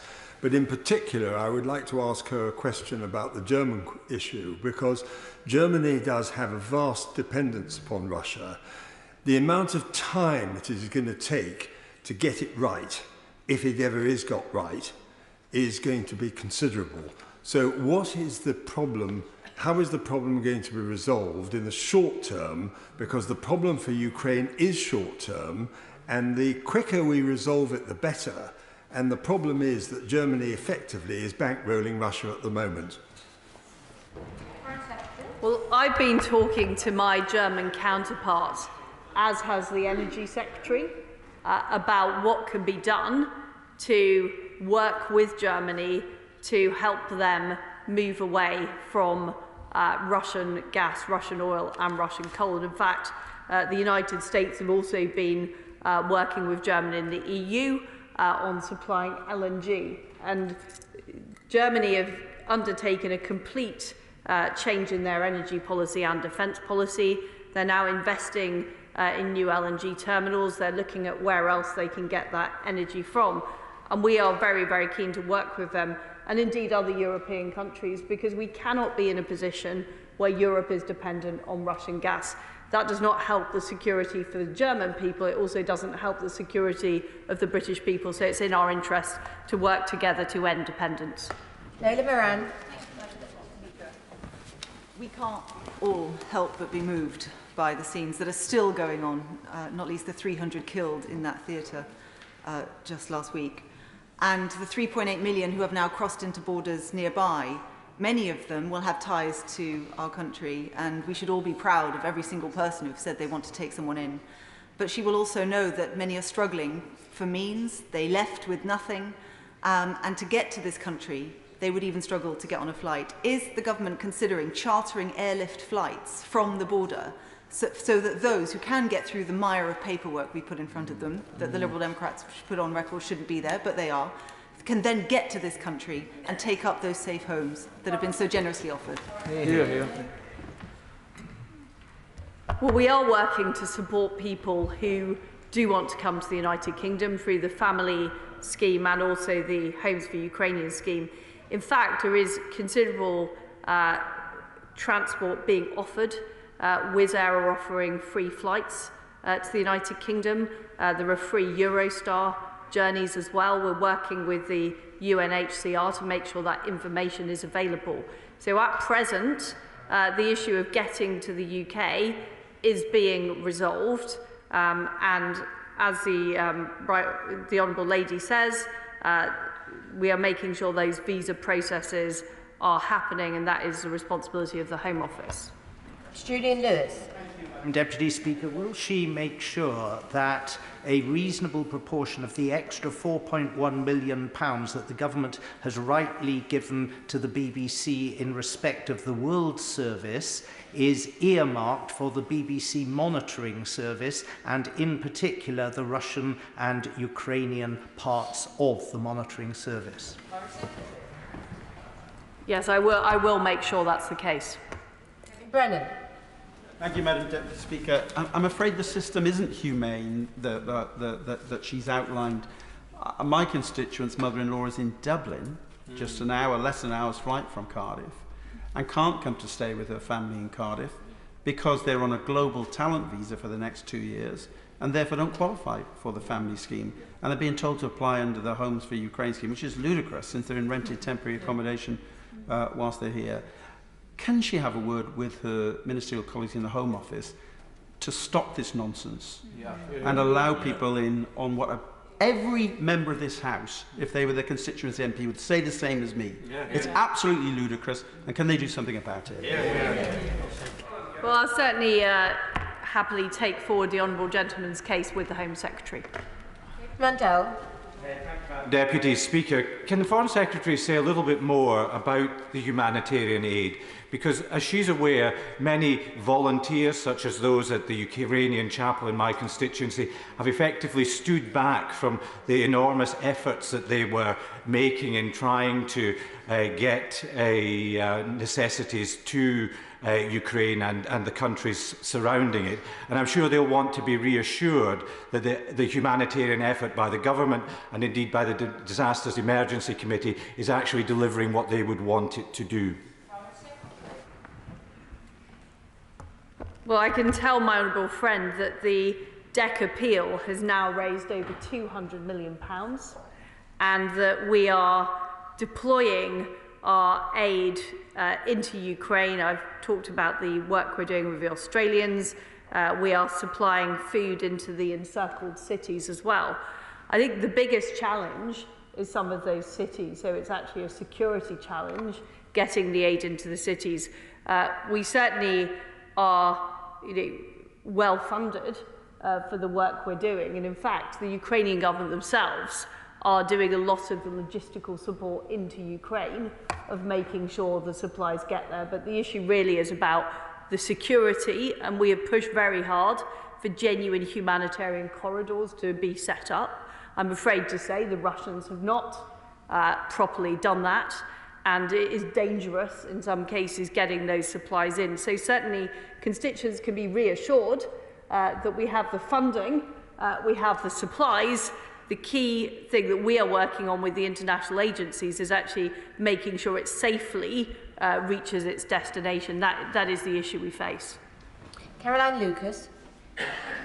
Madam Deputy Speaker, last week in an FCDO press release, the Foreign Secretary said that Russian intelligence services have targeted UK national infrastructure in what she called a calculated and dangerous hacking campaign, and that Putin is sowing division and confusion among allies. So when she rightly says in that same press release that she will not tolerate it, can she reassure the House that she is urging the Prime Minister and the Cabinet to open an investigation into the Intelligence and Security Committee's Russia report on Kremlin-linked influence in the UK? Will she admit that it's just simply not helpful that this report still hasn't been investigated? Well, we have had this question before, Madam Deputy Speaker, and we have followed through on the recommendations of the report and making sure United Kingdom infrastructure is protected. Hens. Madam Deputy Speaker, can I commend my right honourable friend and the Prime Minister on the actions that they have taken in supporting Ukraine, recognised by President Zelensky, in both humanitarian aid, in lethal aid, and in providing the most supportive scheme for families in Ukraine fleeing those horrors. But does my right honourable friend recognise that or agree that there will be a consequence on the Western world that is calculated by President Putin, and that will be higher food prices, higher energy prices, and there will be an impact on the economies in the Western world? So can I ask my right honourable friend to continue to play a coordinating role to ensure that the Western world responds in the most robust way, and that all members of the House should come together in recognising the economic impact they'll have? Well, it's certainly true that the crisis is having an impact on energy costs, on food costs here in the United Kingdom. The Chancellor announced his spring statement last week to help address some of those costs that are being faced. We also, though, have to be clear about the cost of doing nothing. The cost of doing nothing is huge. This is about European security, about the future of freedom and democracy, and what we know is the people of Ukraine are paying an incredibly high cost at the moment. The other point I wanted to make is it's not just about the Western world. There are real issues about global food security now. And one of the things that we are working on as part of our new international development strategy is making sure that we support people across the world. There will be increased demand for food. There are concerns about food supply. We are working very, very closely with our allies about how we ameliorate those effects, which obviously could have not just food security and humanitarian consequences, but also global security consequences if we don't get it right. Toby Perkins. Thank you very much indeed, Madam Deputy Speaker. The Ukrainian army, with their skill and their bravery, are showing that the Russian war machine can be stopped in its tracks. Now, the Secretary of State said a moment ago that we will learn lessons. And one of those lessons surely has to be that over 12 years, we've seen a systematic reduction in the size of the British Army. There's been a sense that this government hasn't really got an idea what it wants the British Army to do. So can we now expect a statement from the government that the current plans for further reducing the size of the British Army are going to be stopped, and that instead we're going to have a strategic approach that recognises alongside cyber, alongside the sort of terrorist threats we face, we also need to be ready to face these major state threats. And that can't be done overnight because a huge amount of skill and experience has been lost from the British Army already, and we need that investment and we need that strategic plan from the government now. Will we get a statement to say we're going to get it? Well, I would point out to the honourable gentleman that Operation Orbital, led by the United Kingdom to train up 20,000 Ukrainian troops, has actually been a very, very important part of the success of the Ukrainian forces in being able to resist. And I pay huge tribute to the bravery of the Ukrainian forces, but the UK has led on supplying that sort of support and training. And of course, we need a comprehensive offer. That's what we are doing. We are modernising our armed forces under the leadership of the Defence Secretary. But we're also supplying more direct support into the eastern flank of NATO to make sure that we are protecting European security at this vital time. Peter Bone. Thank you, Madam Deputy Speaker. Evil human trafficking gangs are now operating in the countries bordering Ukraine. They prey on young women and older girls.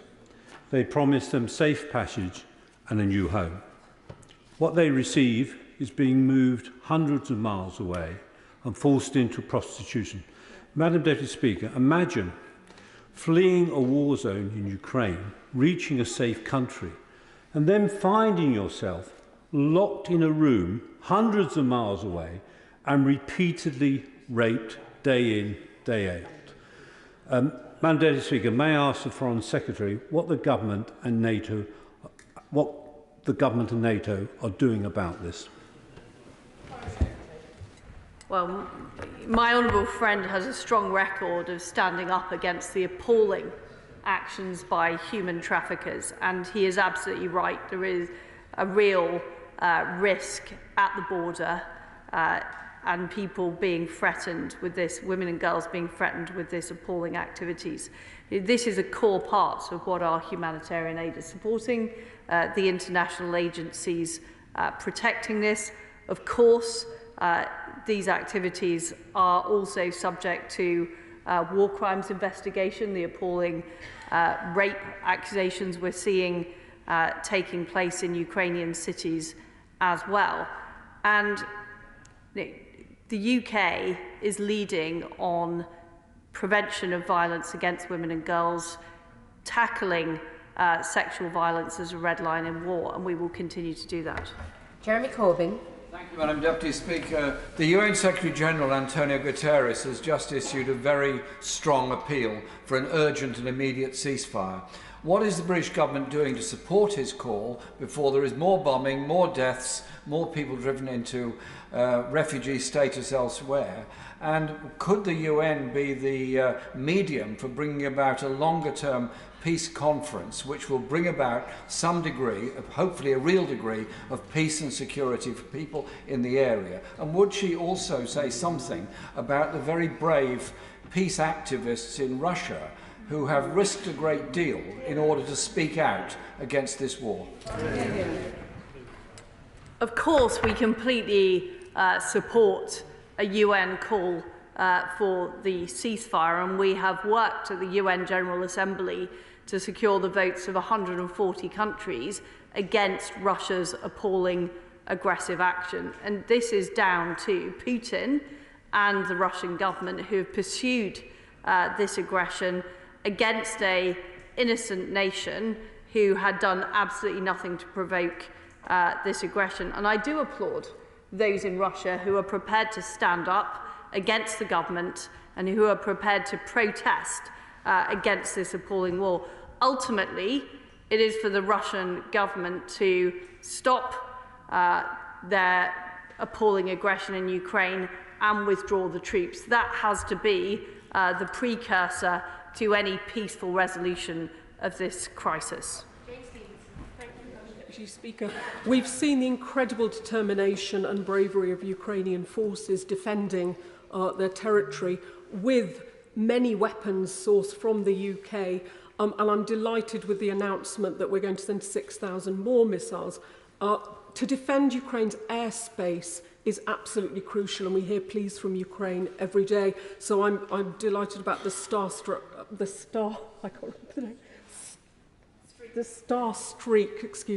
missiles that we're providing.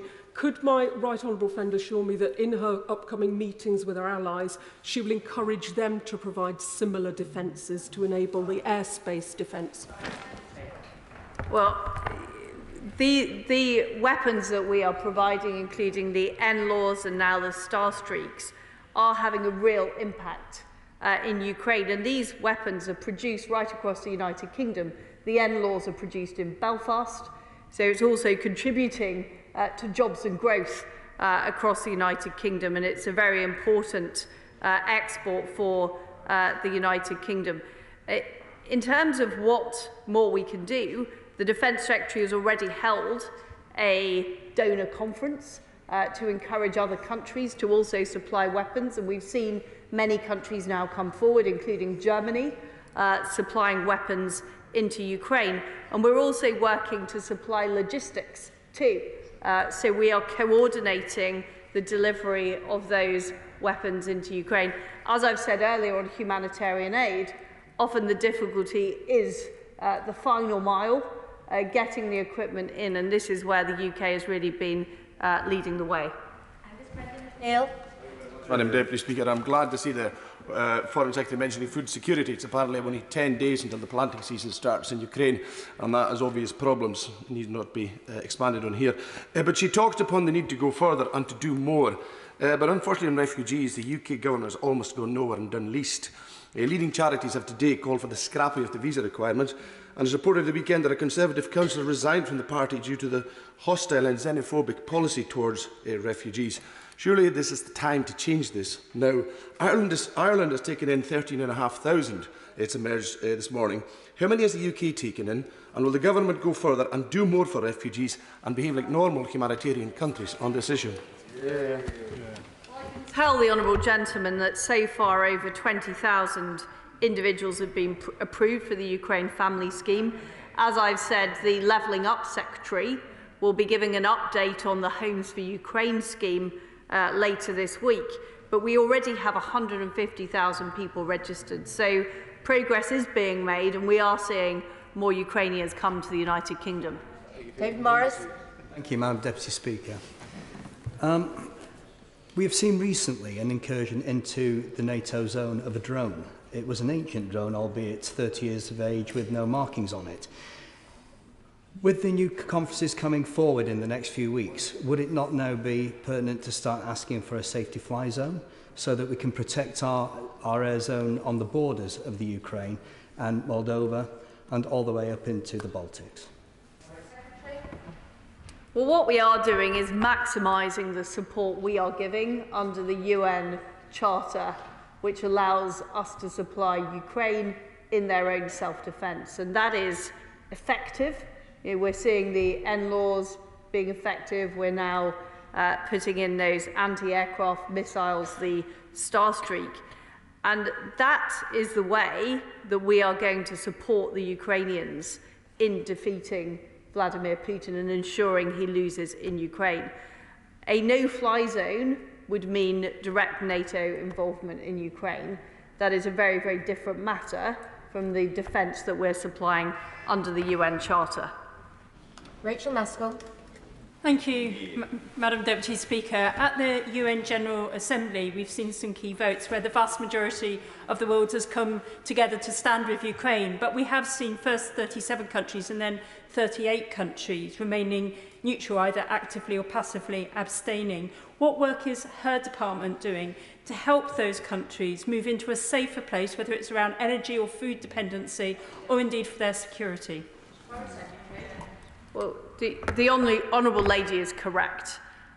Many countries have been dependent on Russia, sometimes for defence support, sometimes for food, sometimes for trade. And what we need to do, and what we are doing with our allies, is working to increase our trade links, increase our economic links, increase our defence links, as well as engaging with those countries to encourage them to see Russia's actions for what they are. Because if we live in a world where a sovereign state can simply be invaded with impunity, what does that mean for their future? That's the point we are putting to all of these countries. But at the same time, we do recognise there are genuine dependencies. So we have to help those countries find alternative sources of trade or food or indeed defence support to encourage them not to side with Russia. Mike Wood. Thank you, Madam Deputy Speaker. And further to the question asked by the honourable gentleman, the member for Rochdale, can my right honourable friend update the House on what conversations she had with our G7 and NATO allies when she and the Prime Minister visited Brussels regarding what we can do to bolster other vulnerable countries in the region, such as Moldova? So we had thorough discussions with our NATO allies, with our G7 allies, on how we can help Moldova, both in terms of direct humanitarian support, support with refugees, but also defensive support to Moldova. And what we have seen is Putin's ambitions are not just about Ukraine, it is about creating a greater Russia. And that threat is, of course, very, very severe in Ukraine, but it is not limited to Ukraine. And as well as bolstering Ukraine and its defences, we want to help countries like Moldova as well. Tim Farron. Deputy Speaker, the Foreign Secretary made an excellent point earlier about food security and indeed the prospect of this evil invasion of Ukraine impacting upon a global humanitarian situation, but also affecting us domestically when it comes to food supply. Would you consider two urgent actions in that case? Isn't now the right time for us to restore the amount of aid we give to 0.7% of GDP? And isn't it also right to halt the very foolish progressive reduction in the basic payment scheme for our farmers so we maintain our ability to feed ourselves? Tree. Well, I think there are many things we can do to improve food supply. I'm certainly seeing what we can do through our aid budget, and we're looking at our aid strategy at the moment. I completely agree with him that this is a real issue and this is recognised by our friends globally as being a real issue, and we're working on it together. But we also need to look at what we can do to support countries on areas like trade. Increasing trade with like-minded countries is another way of making sure that food supplies are able to flow, and that is something we're also looking at. Matt Weston. Thank you, Madam Deputy Speaker. Can I place on record my thanks to the people of Warwick and Leamington for a phenomenal response to this crisis, in particular to members of the Polish community and David Kozlowski, who has actually set up a warehouse 1.5 times the size of this chamber for all the contributions that they've been receiving. Can I ask specifically to the Secretary of State, when it comes to humanitarian aid, can she just elaborate more on the point raised by the Honourable Member for Dumfriesshire about the humanitarian aid going from the UK to not just into Ukraine, but also into neighbouring countries, and how that is being channeled? Foreign Secretary. The humanitarian aid is going both directly into Ukraine, and some of that is being delivered by UN agency, by International Red Cross. Some of it is being delivered by the Ukrainian government themselves. In terms of the aid that's supporting in neighbouring countries, we are working through the UN, but we're also working directly with the government of Poland and other neighbouring governments who have an effective system of being able to deliver that aid. So a lot of the aid we are putting in is going to those governments so that they can distribute it. And we're also acting as a deliverer of logistics for third-party governments. So, for example, the Australians have contributed donations. We are then doing the logistics to get that Australian aid into the neighbouring nations, but also directly into Ukraine. Liz Saville-Roberts. My constituent Gareth Roberts is presently in Prague with his Ukrainian wife Natalia and her daughter and granddaughter awaiting news of their family visa application. Like many others caught up in this Kafkaesque dystopia of excessive bureaucracy and insufficient capacity, they are beginning to run out of funds. Now, granddaughter Albina has scoliosis. This means she has to wear a brace for 23 hours every day. Comfortable accommodation isn't a luxury for them, it is a necessity. And it's such a necessity that the family are contemplating applying for refugee status in the Czech Republic. Now, I trust the Minister speaks regularly to her Home Office colleagues, so can she confirm that people can form a force by necessity to apply for refugee status in other countries due to slow UK bureaucracy will not then be made ineligible for family visas here in the UK? Secretary. Well, what I suggest, the Honourable Lady, is I will take up her case urgently with the Home Office to get it resolved as soon as possible. Dame Diana Johnson. Thank you, Madam Deputy Speaker. Like the Honourable Member for Wellingborough, I'm concerned about the mass movement of women and children from Ukraine, opening up opportunities for human trafficking and particularly sex trafficking. At the weekend, it was reported that the Homes for Ukraine scheme risks operating as Tinder for sex traffickers, according to a number of charities. So I just wondered what the Foreign Secretary had to say about that. Foreign Secretary. Well, there are criminal justice checks done on all of those participating in the Homes for Ukraine scheme to make sure there is proper safeguarding. I do agree with the Honourable Lady about the very concerning issue of human trafficking at the border. We have over 300 staff in the region working with the international agencies to prevent that from happening. But the Honourable Lady is right, it's a very, very real risk that we take extremely seriously. Wendy Chamberlain. Thank you, Madam Deputy Speaker. Communities across the UK, such as Newport and my constituency, which is twinned with Zolotarevo in Ukraine, have offered accommodation to Ukrainian refugees. And in response to my honourable friend from Oxford West and Abingdon, the Foreign Secretary said that there were some transport options for Ukrainian refugees coming to the UK. But can she advise if additional financial support might be available, and might DEC resources be used for that? Well, I can tell the Honourable Lady that this support is being put through the UNHCR and the local governments in countries like Poland, who we are working very closely with. There is support, direct financial support being provided, but there is also Wizz Air have opened free flights from Warsaw to the UK, As I've said, Eurostar does as well. So there are a number of routes people can use. The key point is when those refugees cross the border into Poland, they are provided with that information by the Polish government so they can access those resources.